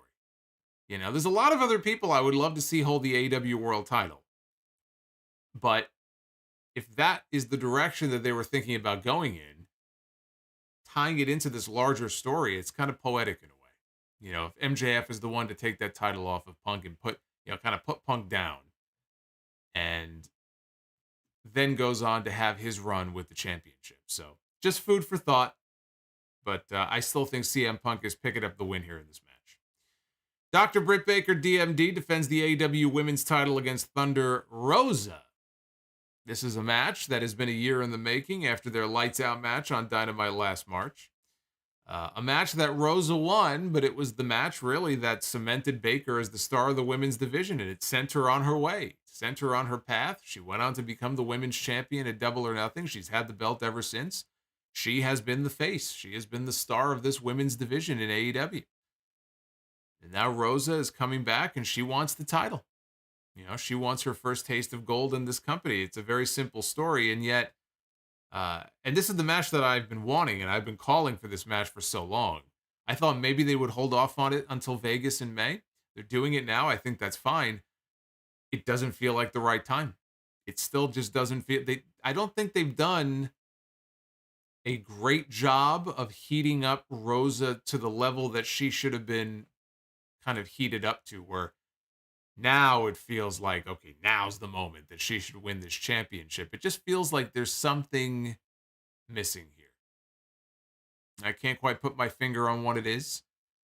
I think it would benefit from pushing this back until Double or Nothing if it were me. Now, I know that they're going to be in San Antonio in a couple of weeks for Dynamite. And San Antonio is the hometown of Thunder Rosa. So they could very well be pushing this back maybe to Dynamite. They can main event the show like they did last year. And Rosa gets a big win in her hometown. I don't think I'm going to feel any differently about this feud in 2 weeks than I do sitting here right now. 2 months from now, though, I might feel differently, and that might feel like, okay, now's the time. In Vegas, at Double or Nothing. Maybe she got fucked over at Revolution, so she's had to kind of fight to get this rematch, and now she's going to win the championship. Just something missing right now. I don't think I would do the title change right now. So I'm going to pick Britt Baker to retain. I'm sure through nefarious means in some way. I know Meltzer in the newsletter this week said that Rosa suffered a legitimate injury of some kind in the tag team match on Wednesday. She or the AEW people that he spoke with vehemently denied it, but that's what they would do. She's going to wrestle on Sunday. So if she's hurt, it's not serious enough for her not to wrestle. I would expect them to deny it and say, nope, everything's okay. So I don't know if she's hurt or not, but she's going to be there on Sunday. To me, when I saw her pin Britt Baker on Wednesday in the tag team match, I thought, there's no way she's winning that title. When I saw Thunder Rosa pin her with the Fire Thunder driver, I said, Britt Baker's going to retain. So almost for that reason alone, I think we're going to get a retention here from Britt Baker. So that's my prediction. And going on last, as confirmed by Tony Khan in the media call the other day, will be the AEW World Championship match. It will be Hangman Adam Page defending against Adam Cole. Baby. This is going to be an excellent match. That's my prediction. My prediction is that this match is going to fucking rock. You put Adam Cole in the main event, his first pay-per-view main event in AEW for the World Championship, and couple that with Hangman, who, let's give Hangman his props. This guy has had some kick-ass matches since he became champion. The 2 matches with Bryan Danielson, the Texas Death Match with Lance Archer. Anytime I see this guy on TV, he hasn't had that many title defenses yet, but the matches I've seen him in have been really good. They've been excellent. Now you put him in the ring with someone like Adam Cole, I expect nothing less. So I think it's going to be a great match, but I think Hangman retains. Adam Cole is not going to win the championship. And I think Hangman goes on. He lives to fight another day, at least until Double or Nothing. Once you get to Double or Nothing in May, that's where I feel like, depending on who his opponent is, now his title reign starts to feel like it's in jeopardy. Because he just won the belt not too long ago. He took it off Kenny Omega in November. Now it's March. It's not a very long run. Once you get into like May, that's when I think you start to get into the conversation and question about whether or not the time is right. The time is right to change the title. Because not everybody is going to have a year and a half. You know, like Kenny Omega, like Roman Reigns. Not everybody is going to have a long run like that as the champion. But I don't see him losing the title on Sunday. So that is the rundown of the entire card. On paper, it looks like a tremendous pay-per-view. Long night, but I think it's going to be a great show. And I look forward to dissecting the entire thing with all of you on Sunday night, whatever time it may be when it finally goes off the air. I will be here live, so you can get your week started on the right foot by tuning in for your Revolution coverage. And with that, let us slide on over. Start going through your super chats here. See what you guys think of these predictions and what predictions you might have of your own. Now's the time to get them on in. Because once we go through these, we'll do Be the Booker. And we will get the hell out of here. Yeah, Bliss fan, I agree. The fact that AEW only has 4 pay-per-views in the course of a year, it does make it a little tough as far as the length of these title runs. I mean, you could have title changes on TV. Kenny Omega, when he won the championship from Moxley, he beat him at Winter is Coming on TV. So you could do that, but it's a little bit different because WWE has the monthly events. Naif Al-Safar, thank you for the $4.99. Brian Becerra, thank you for the 10 spot. Says, well, you called Sami Zayn lost the Intercontinental title via Johnny Knoxville distraction. Miguel in the chat wants to know, were I a Generation Next fan? No, I was a Generation Me fan in Impact. Joseph Brooks, how would you have booked Sting's debut in WWE? The way I would have done it is the same way they did Triple H against The Undertaker at WrestleMania 27 and replaced Triple H with Sting. If you're referring to the segment on TV where they both came back at the same time and they didn't say a word, and then they just kind of veered up at the WrestleMania sign. Yeah, I probably would have done something very similar. I don't think that either of them had to say a word. I think Sting could have showed up and point maybe with his baseball bat or something, but I agree. I would have done it in a very similar way. Joseph also says, is it safe to say that Big E had Y2J's run with the belt? Y2J had a much better run than Big E did. At least he beat Stone Cold and The Rock in the same night. And then he wrestled The Rock at the Royal Rumble. They gave him the WrestleMania main event, even though that really was not the WrestleMania main event. We know Hogan and Rock was the real WrestleMania main event. Hogan and Rock is one of the greatest WrestleMania matches of all time. Hogan and Rock is one of the greatest matches, period, that I've ever seen. I still get goosebumps when I watch the Hulk up and everything from that part on. That match, and I talked about this on the podcast. That is a 5-star match. There are a lot of definitions of what a 5-star match is. It's different for everybody. If I had to make a list of 5-star matches, that's a 5-star match. But Jericho still got to technically main event WrestleMania and defend his title. Big E is never, and probably will never, walk into WrestleMania as the WWE champion or the Universal champion. So, Jericho had a better run as the champion than Big E did. Look at Jared donating $35 for Christian's LASIK surgery. I don't know. He looked pretty good in the main event tonight. He looked like he could see what he was doing. I hope he can see. He's going to be climbing a ladder on Sunday. He better see where he's able to, he better be able to see where he's going. Dan with the $2. Andrade is losing too much.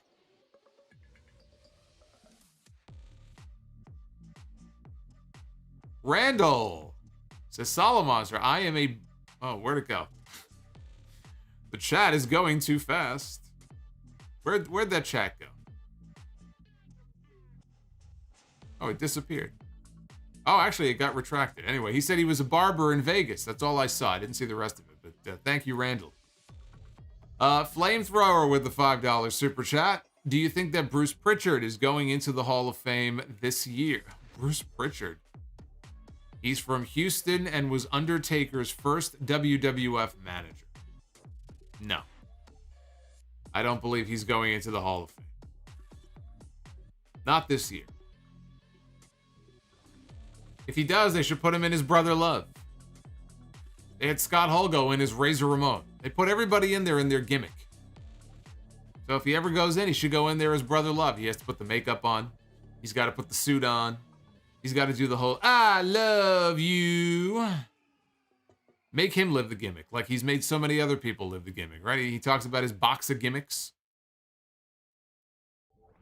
Rodimus Prime with the 10. Out of all the matches on Sunday, which one are you looking forward to the most? It's pretty much neck and neck between Moxley and Danielson and Punk and MJF. Sheldon, are you going to play the Rey Mysterio showcase mode in WWE 2K22? Probably not. I don't know. I'm going to buy the game and I'm going to initially just start playing random stuff. Yeah, I haven't played a WWE 2K game since 2K16. So when I was doing the Sound Off Gamer stuff, it was 2K16. It was a long time ago. So initially I might just do that and then probably create the Solomonster. and we'll go on a journey with the Solomonster from the Performance Center. And Shawn Michaels will be in the Performance Center coaching us. He's going to be telling us, and then we'll kind of move on, and Solomonster will rise up the ranks, and we'll see how he does. So it should be fun. Bogus fan. Maybe a multi-man ladder match for the Intercontinental title. Sheamus, Holland, Kofi, Big E, and maybe Mansoor. Yeah, you know what? I could see that too. If they don't have anything for the New Day, maybe they just put all of them in some kind of a multi-man match.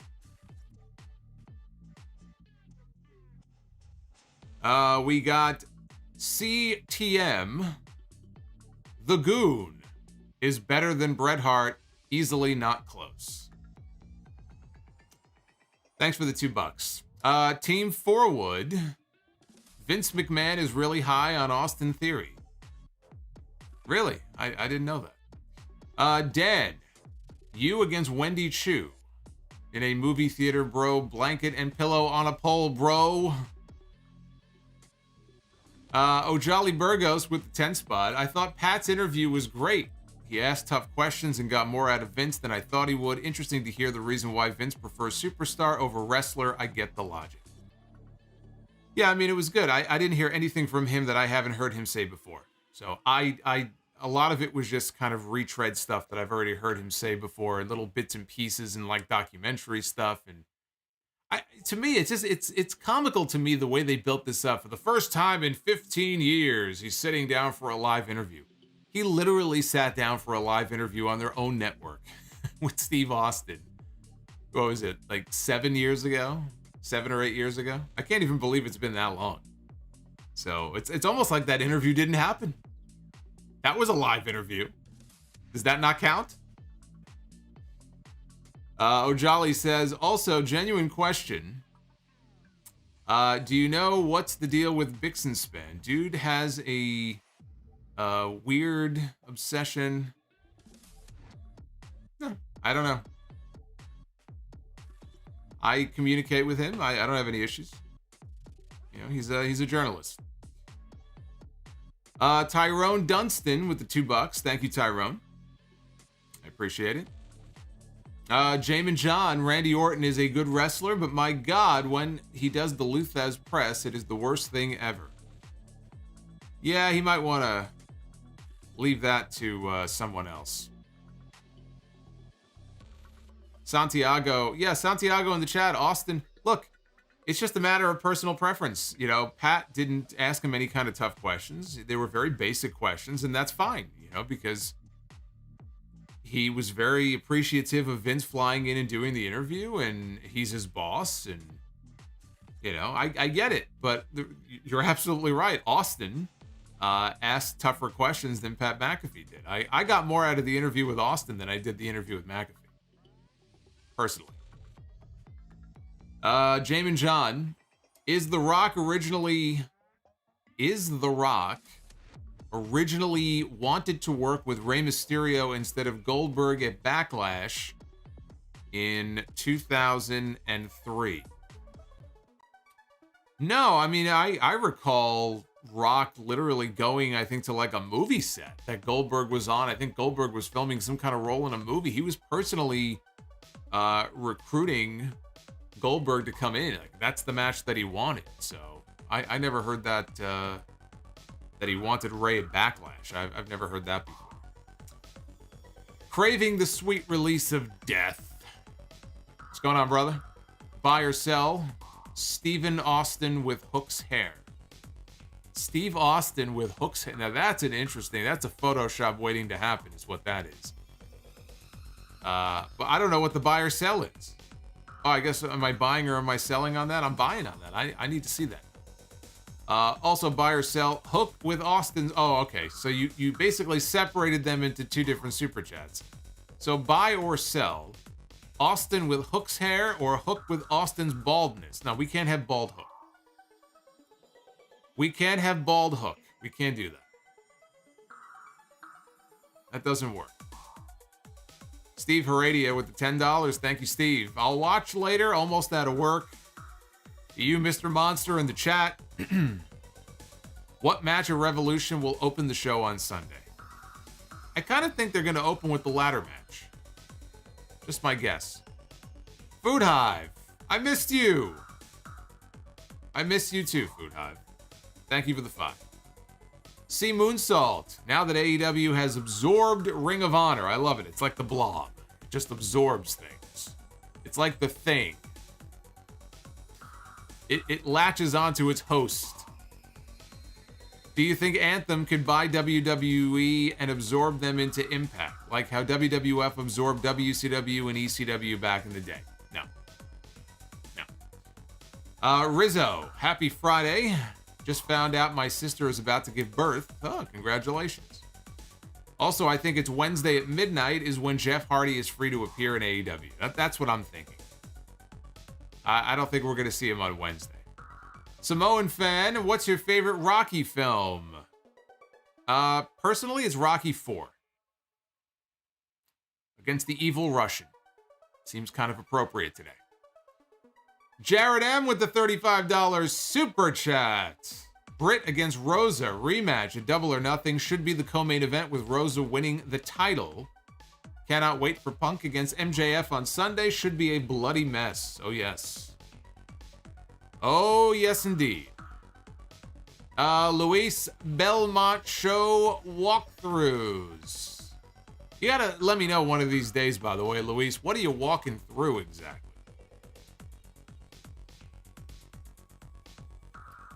I'm barely watching SmackDown right now while eating a carnitas burrito bowl. And why would they set up Boogs and Nakamura against the Usos for WrestleMania? You know, I hadn't thought about that. I suppose that is why they probably did that tonight, because they don't have any other real teams. That's why.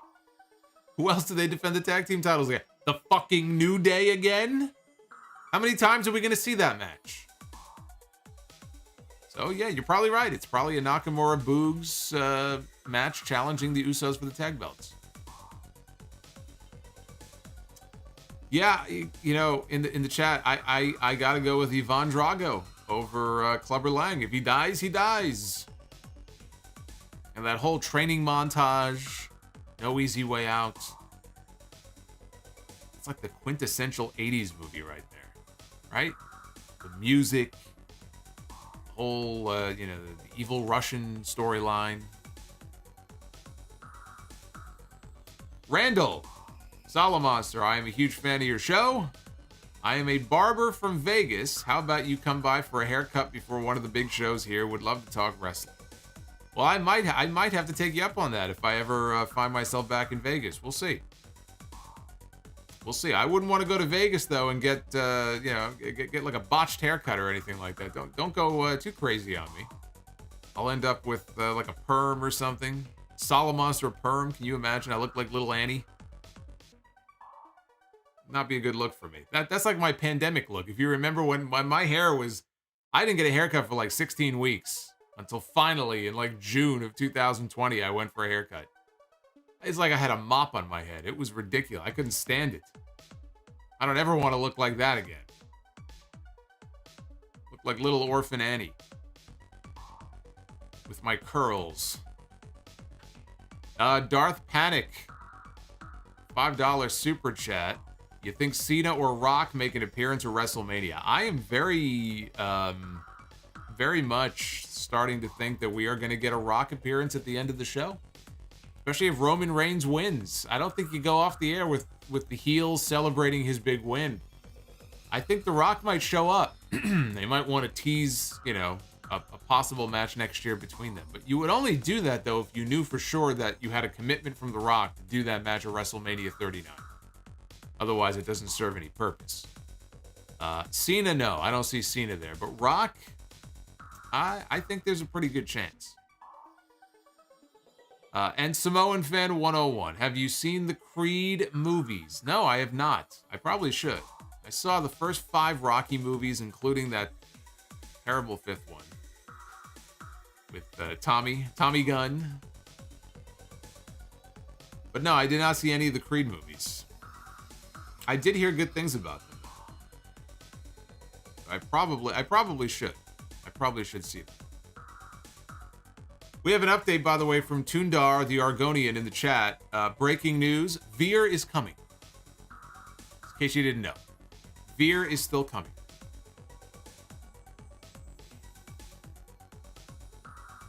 And shout out to Near, joining us all the way from Israel.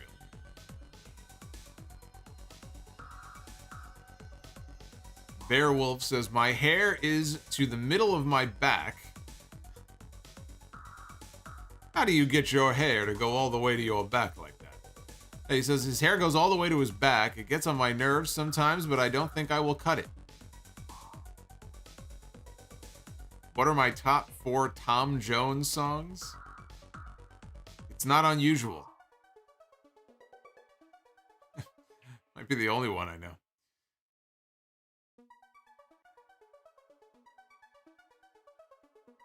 Low-key Rocky 5 was good, says Ted Evans. I don't know about that. It's definitely the weakest of those initial 5. I think we can agree on that. I will fall asleep watching the movies. You're probably right.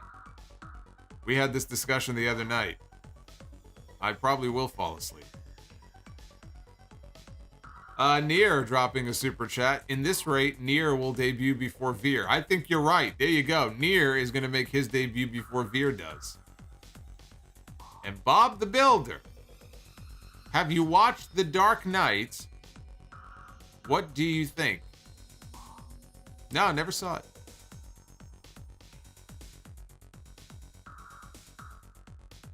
The Carlton Dance. Yeah, well, that's honestly how that's the first thing I think of when I think of that Tom Jones song. Not unusual to be. See, I gotta be careful. If I actually sing the song, if I do a good enough job of singing the song, YouTube will hit me with a copyright strike. It's ridiculous the way this system works. If you do karaoke for certain songs on here, they could hit you. They can mistake you for actually playing the music.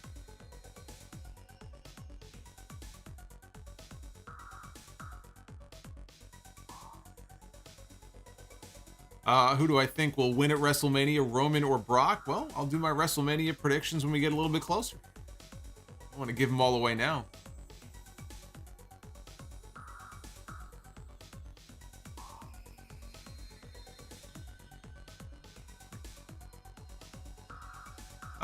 Let's see. Yeah, I don't know any these other Tom Jones songs. You guys seem to know his catalog more than I do. But in any event, while you discuss that amongst yourselves, let us go to our Be the Booker segment. I know you're all waiting with bated breath, so let us be the Booker. Ladies and gentlemen, it is now time to be the Booker. We are, of course, in the middle of our March Madness. I'm going to be putting some brackets together, one for the men, one for the women. I've already collected about 3 matches for each. Once I have 8 matches that we've randomly chosen, I'll put a bracket together for each, and then the voting will begin. Which match you think should advance to the next round, but to get there, we still have a few more matches that we got to pick first. And I got another super chat I have to read first before we get into this here. From Samoan Fan, who just dropped $2. You've seen Rockies 1 through 5. What about Rocky 6? I just told you I saw 1 through 5. What part of that don't you understand? I saw 1 through 5. He says, what about 6? I have not seen 6 because I've only seen 1 through 5. Although 5 plus 1 equals 6. Is this some kind of trick question? Are you trying to fuck me over here? Are you trying to trip me up? Samoan Fan? Are you trying to confuse me? All right, let's do this. We'll start with the men. This is a main event match. We're trying to book... Remember what we're doing here. We're trying to book main event caliber matches here. That's what we're trying to do. First pick, the Heartbreak Kid, Shawn Michaels, celebrating his World Heavyweight Championship win in the Elimination Chamber way back when, 20 years ago. Look at him. What a great match that was. Pretty good start. Let's see who he's going to be stepping into the ring with. Shawn Michaels going to go one-on-one with the British Bulldog, Davey Boy Smith. Two men who are very familiar with each other. Michaels and Bulldog have had many matches before.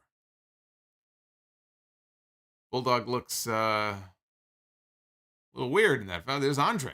Look at that. Andre was in horrible shape by this point. You could see him with his cane in the background, but that's a hell of a match. We got ourselves a winner. I think this may win the whole tournament. We may have our Be the Booker men's tournament winner right here with these two guys. So anyway, that's most definitely a win. And now we will flip over to the ladies' side. See if we can do the deal here on the women's side of things. So first pick is Nyla Rose. We have Nyla Rose. And Nyla Rose is going to be going one-on-one with Alexa Bliss. Nyla Rose against Alexa Bliss. I don't really like that match. I don't know. That match doesn't really do it for me. Can't say that it does it for me. But it's going into the bracket, nonetheless. It is going into the bracket. Maybe some of you will vote for this match. Maybe some of you would like to see Nyla Rose one-on-one against Alexa Bliss. I'm not buzzing it because of Alexa or because of Nyla individually. Just that as a match, that doesn't really get me excited. The algorithm is flawed. The algorithm is randomized. This is what we land on here. But anyway, so those are the two matches that will be going into the tournament brackets, and we will, of course, be picking some more matches on, well, actually, you know what? We have the pay-per-view on Sunday, so we might do another installment. We might on Sunday. We might not even have to wait until Wednesday. We might do it on Sunday. Bliss fan says, Alexa deserves better than that. Bliss fan would have been very happy if I would have landed on Alexa against Charlotte, because that's the match that Bliss fan really wanted at WrestleMania this year. But as I told Bliss fan in email, you weren't going to get that match. You weren't going to get that match. And sure enough, I was right. As I am more often than not. Why do you doubt me? Why does anybody doubt me? I know what I'm talking about.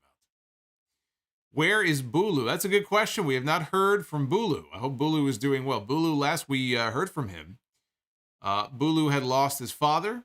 So he was hanging out with us in the chat a lot, super chatting a lot of super chats. All non-wrestling super chats, all kinds of questions. And yeah, we haven't heard from him in a couple of months. So I hope he's doing well wherever he is. Rizzo, $10 super chat. What do you think about the rumors that the talks with Cody and WWE have fizzled? I've heard otherwise. I've heard that the deal is done and they're coming up with WrestleMania plans for him. The writers have been told to come up with stuff for Cody. Maybe that's his new name. Maybe Fizzle is going to be his new name. The Fizzler. We'll see. I still think Cody is coming into WWE. Do I read questions on the pod? We do have a mailbag segment on most weeks, not every week. Sometimes we run out of time, but I've been doing a mailbag segment on the podcast since I started the show 15 years ago. Any of those questions, though, if I pull any of them, the place to do that is via email. So it's the Solomonster@gmail.com. Solomonster@gmail.com is the email address. Hey, Desmond McCade. I think did Desmond just become a member or did he upgrade? I don't know. But Desmond is a member of the channel. I don't know if you just joined or not, but if you did, thank you, sir. I'll give you an Orange Cassidy thumbs up. There you go. Can't really see it.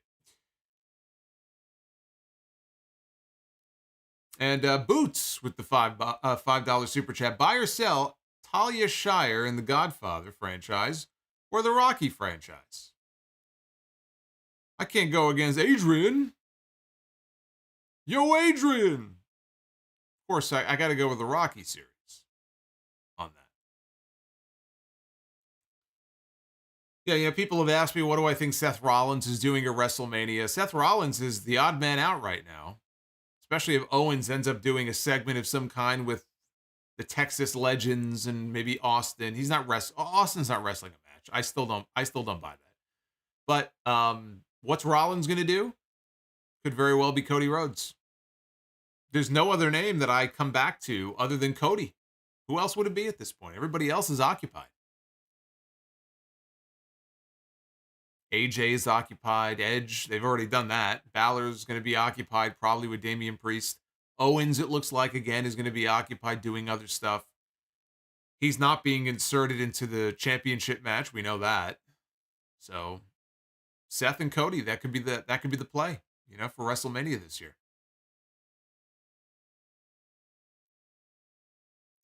How did I feel about Ronda's performance tonight? It was fine. It was 3 minutes. You can't really gauge someone in 3 minutes. I know Goldberg made a career out of that when he first got into the business, but she was fine. She won't really be tested until WrestleMania, though, because she's going to be in the main event. That ain't going to be a 3-minute match. Now, we know the two of them have had an excellent match before, one-on-one, many years ago, but that was, almost 4 years ago. So what kind of match are they going to have at WrestleMania? I think it'll be good, but she's not really going to be tested until she gets in there with Charlotte on night one. We have EJ Slemp, $5 super chat. I'm predicting Vince will get bored with Austin Theory, and in 6 months he'll be wrestling for the 24/7 title on Main Event. And Ted Evans, where is Miro? Is he still hurt? Yeah, that's my understanding. Otherwise, he'd be back on TV by now. So I think he is still hurt.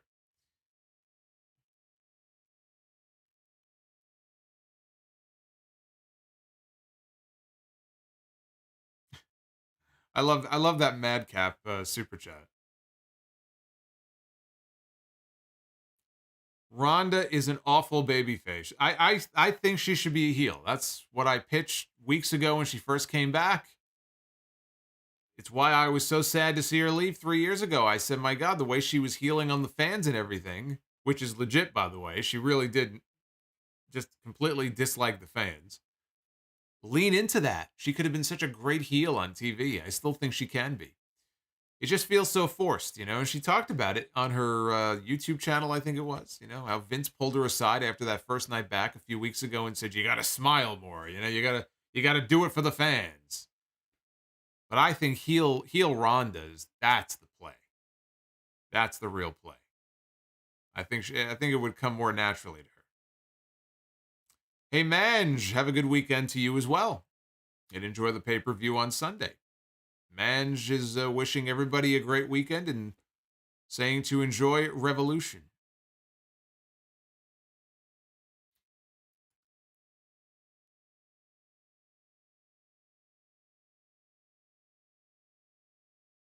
Brooklyn Bleak says, I like how Vince called released wrestlers dead weight, but wishes them the best in their future endeavors. Well, at least he does that, right? At least he does. You could tell which people they really don't like when they leave and they don't wish them well in their future endeavor. That happens sometimes too.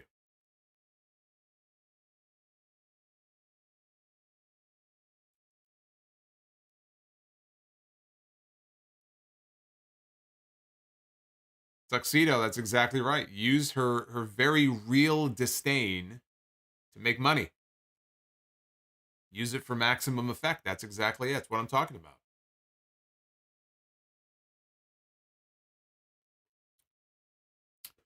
Miguel wants to know how much booze, if you drink, are you going to drink for Mania?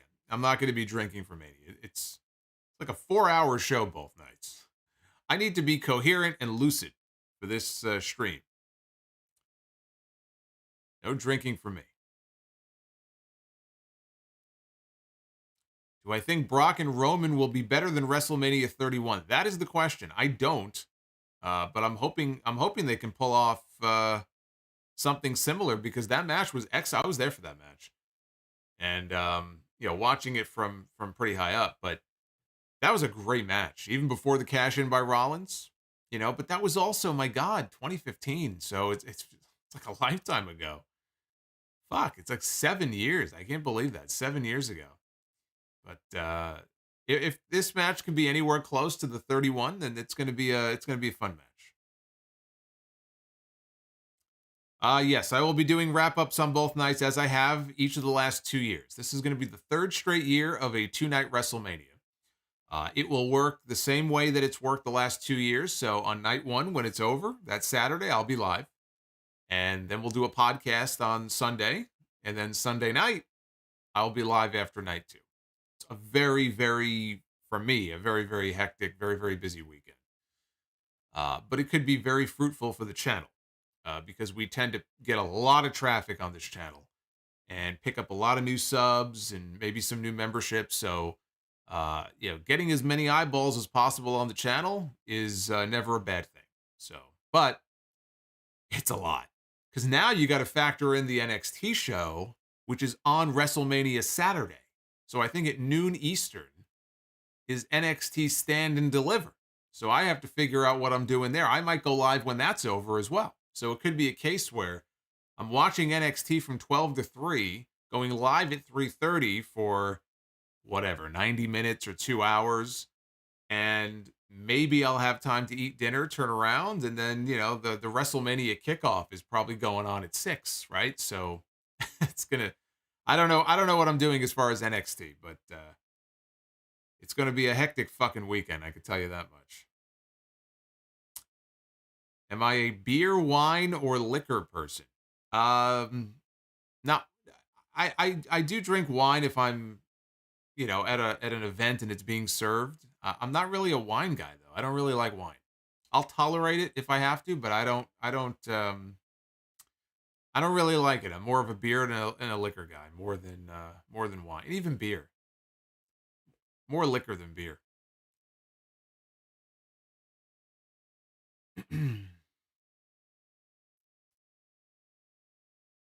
Yeah, Ed, it is.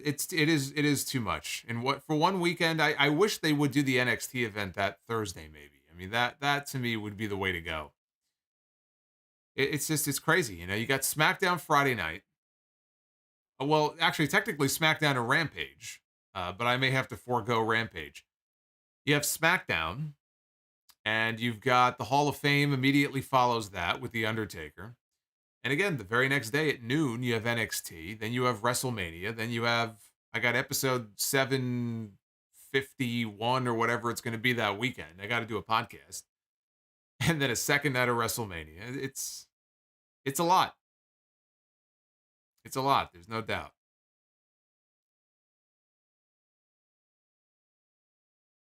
Randall just dropped a pair of super chats. If employed in AEW or WWE, what role would you take? Well, I wouldn't be a wrestler. I would I'd probably be like an announcer, a commentator, something similar to what I'm doing now with House of Glory. So, I mean, there's other things behind the scenes as well. I would say announcer. Probably. That would be the most likely role. But not in WWE. I don't know how much fun that would be.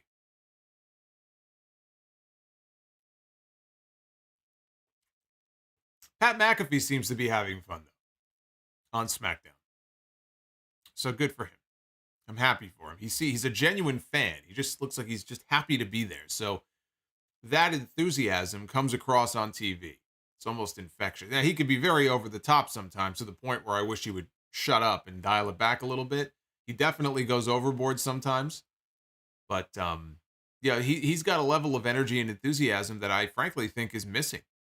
The one thing you can't say about Pat McAfee when he's out there is that he sounds like a drone or a robot, or that he's reciting lines. And, so I appreciate that about him.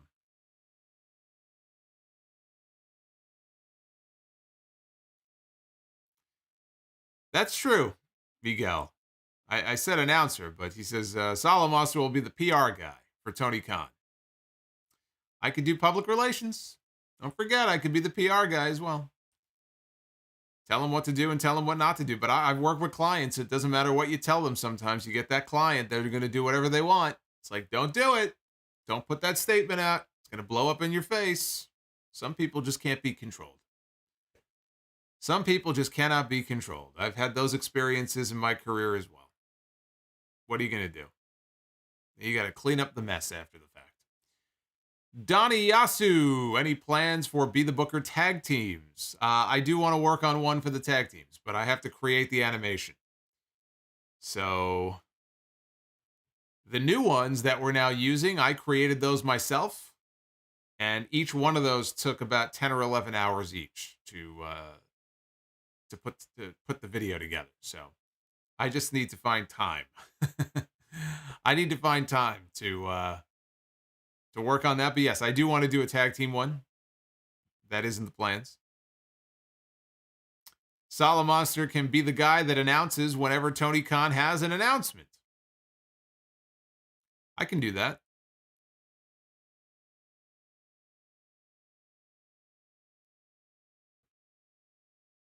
Near. Yes, I agree. I agree. I hope everybody in that part of the world is, as best as possible, staying safe. But I know it's getting tougher and tougher every day. It's damn near impossible.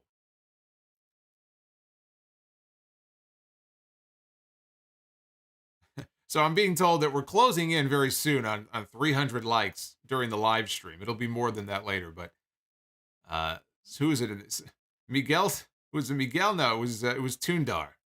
Tundar in the chat says, Veer will come if we hit 300 likes. So if you want Veer to come, if you want an explosion, you got to get us to 300 likes in the next 90 seconds here before I get out of here.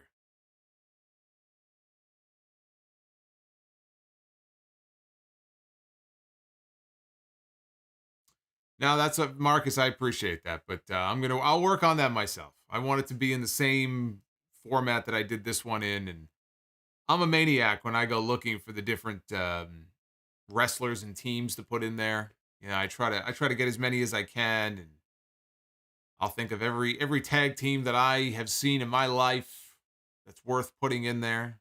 We'll put the Posse in there.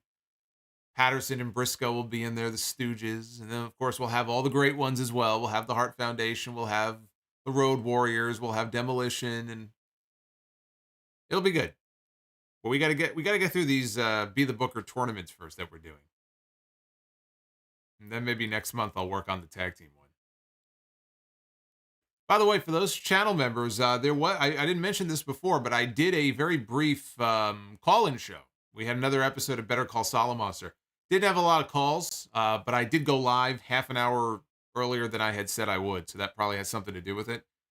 But we took about 2 or 3 calls, and I was talking to people in the chat for about half an hour. So it's brief, it's quick. If you missed it, it's up in the archives. Every channel member, you're a member, superstar or legend, you have access to that. And anytime we do a call-in show, you have access to that. So that is in the archives if you missed it yesterday. We did that last night. We'll do another one probably in a couple of weeks. Steve just got home, has to start this video over. Well, you'll do that. Wait until I end things here in a second. Then you can start over from the beginning. These things get archived right away. So,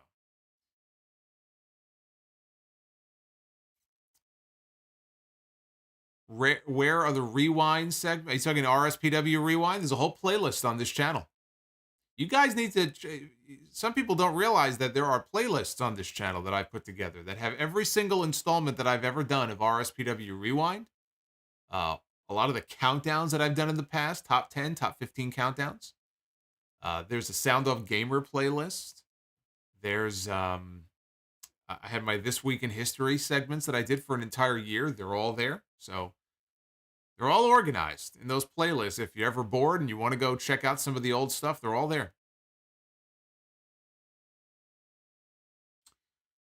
D wants to know, how will I spend my Saturday? My Saturday is completely gone because I have a lot of work to do in preparation for the podcast on Sunday. So it's going to take up my entire time. And I will also say that I have not watched NXT yet. So and on top of all that, I have to go watch NXT because I didn't have a chance to watch it. So yeah, that's my whole day. My whole day is gone tomorrow. So that is how I will be spending my Saturday, working. Yeah, Dark Side of the Ring reviews are there as well. Thank you, EJ. All of my Dark Side of the Ring reviews from the last probably 2 seasons are all up in a playlist as well, in the playlist section. It's all there.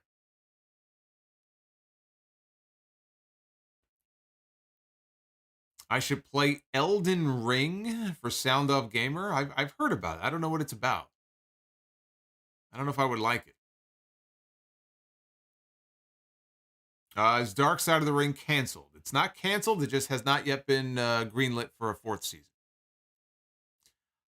I think it will be, but after what happened with some of those episodes, especially the Ric Flair one, and I said it at the time, it's going to be harder to get people to cooperate and sit down now going forward to do interviews. When they see what happened to Flair and to Tommy Dreamer, and, it's going to be tough. It's going to be tough, I think, to get some people to talk and to open up. But I think there'll be a 4th season. I think ultimately they'll probably do a 4th season.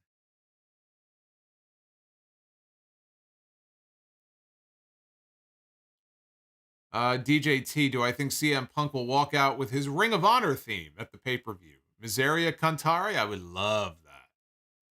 I don't know that the fans in Orlando would, though, because they like to sing along to Punk's current song, so they might not like it. But, if he's talking about you want the old CM Punk, maybe. The thing is, though, when he says that, and the photo of him with a young MJF, what was that, 2006, I think? Punk was already done with Ring of Honor at that point. So, was MJF really watching Punk when he was coming out to Miseria Cantare and coming out to this AFI song when he was in Ring of Honor? Probably not. I would mark out, though, if he came out to that song. I love that song. So, I don't think he will. But I would love it if he did. Just for one night only, I would love that.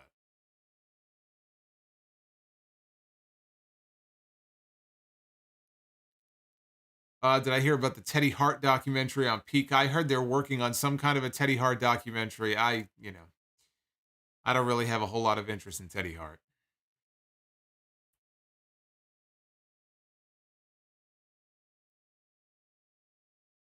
Would anyone there even know that Punk had that theme? Look, it's the AEW audience, so yeah, I think a good chunk of the crowd probably would. They probably would.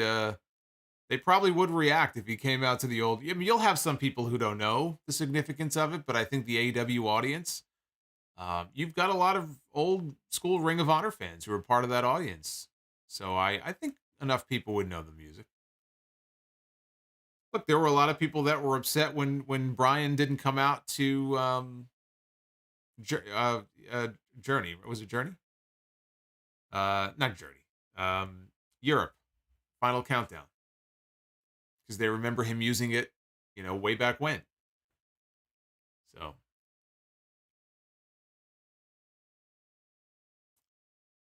Eric, yeah, that was the AFI song. Turtlehead, I would like to hear Adam Cole's Ring of Honor theme song again. You can't replace his current music.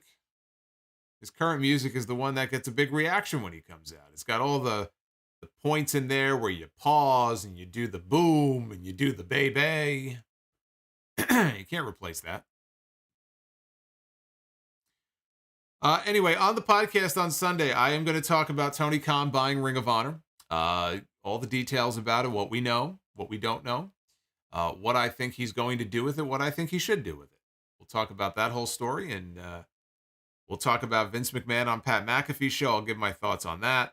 We'll talk about Samoa Joe made some comments this week. Keith Lee made some comments on Talk is Jericho.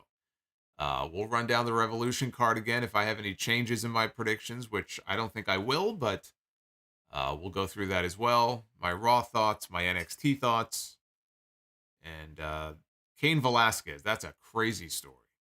That is a crazy story. We'll talk about that too. So a lot to cover on 746 on Sunday. I hope you guys will download it as soon as it hits your subscription boxes, your feeds, however you listen, Podbean directly or Spotify or Apple Podcasts, Google Podcasts.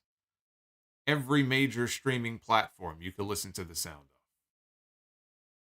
You've got no excuse. One last look at the poll here. SmackDown it's still above the 50% line, 52.2. And then over on the AEW side, 87 up, 13 down for what I thought was an excellent episode of Rampage. Simi Valley says, more likely to happen, Cody back in AEW or WWE? I'm going to say WWE. If he goes back to AEW, I wouldn't be surprised. Nothing would shock me at this point. I do believe that he had discussions with WWE. Could they fall through? Could he have cold feet and get second thoughts? Yeah, it's possible.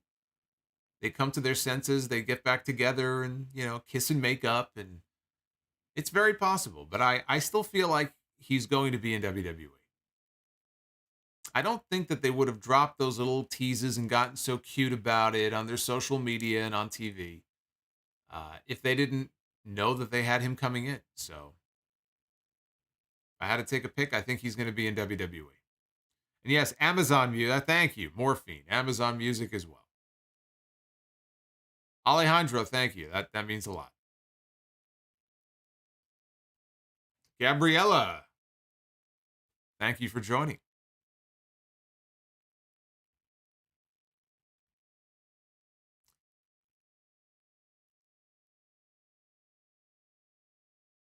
Yeah, I think Cody is in the WrestleMania plans, either for a match or an appearance. But I believe he's in the WrestleMania plans.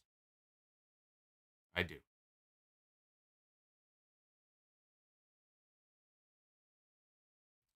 All right, guys, this has been fun. 2 hours and 20 minutes in. I'm going to get the hell out. Where are we, by the way, on the likes?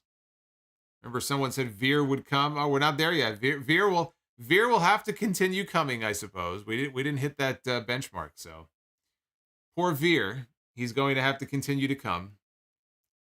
Poor bastard. I feel bad for the guy. Holy shit.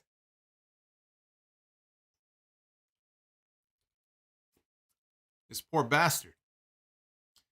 We see Shanky on TV every well, not every week, but we saw Shanky on TV tonight. And still no Veer. All right, be well, stay safe, have a good weekend. Hopefully you are not working, and enjoy your weekend. And I will be back with you for 746 on Sunday, and right back here live on the channel, probably around midnight Eastern. But whenever the AEW pay-per-view goes off the air, you come on back here, and we'll talk AEW Revolution. So until then, take care, guys.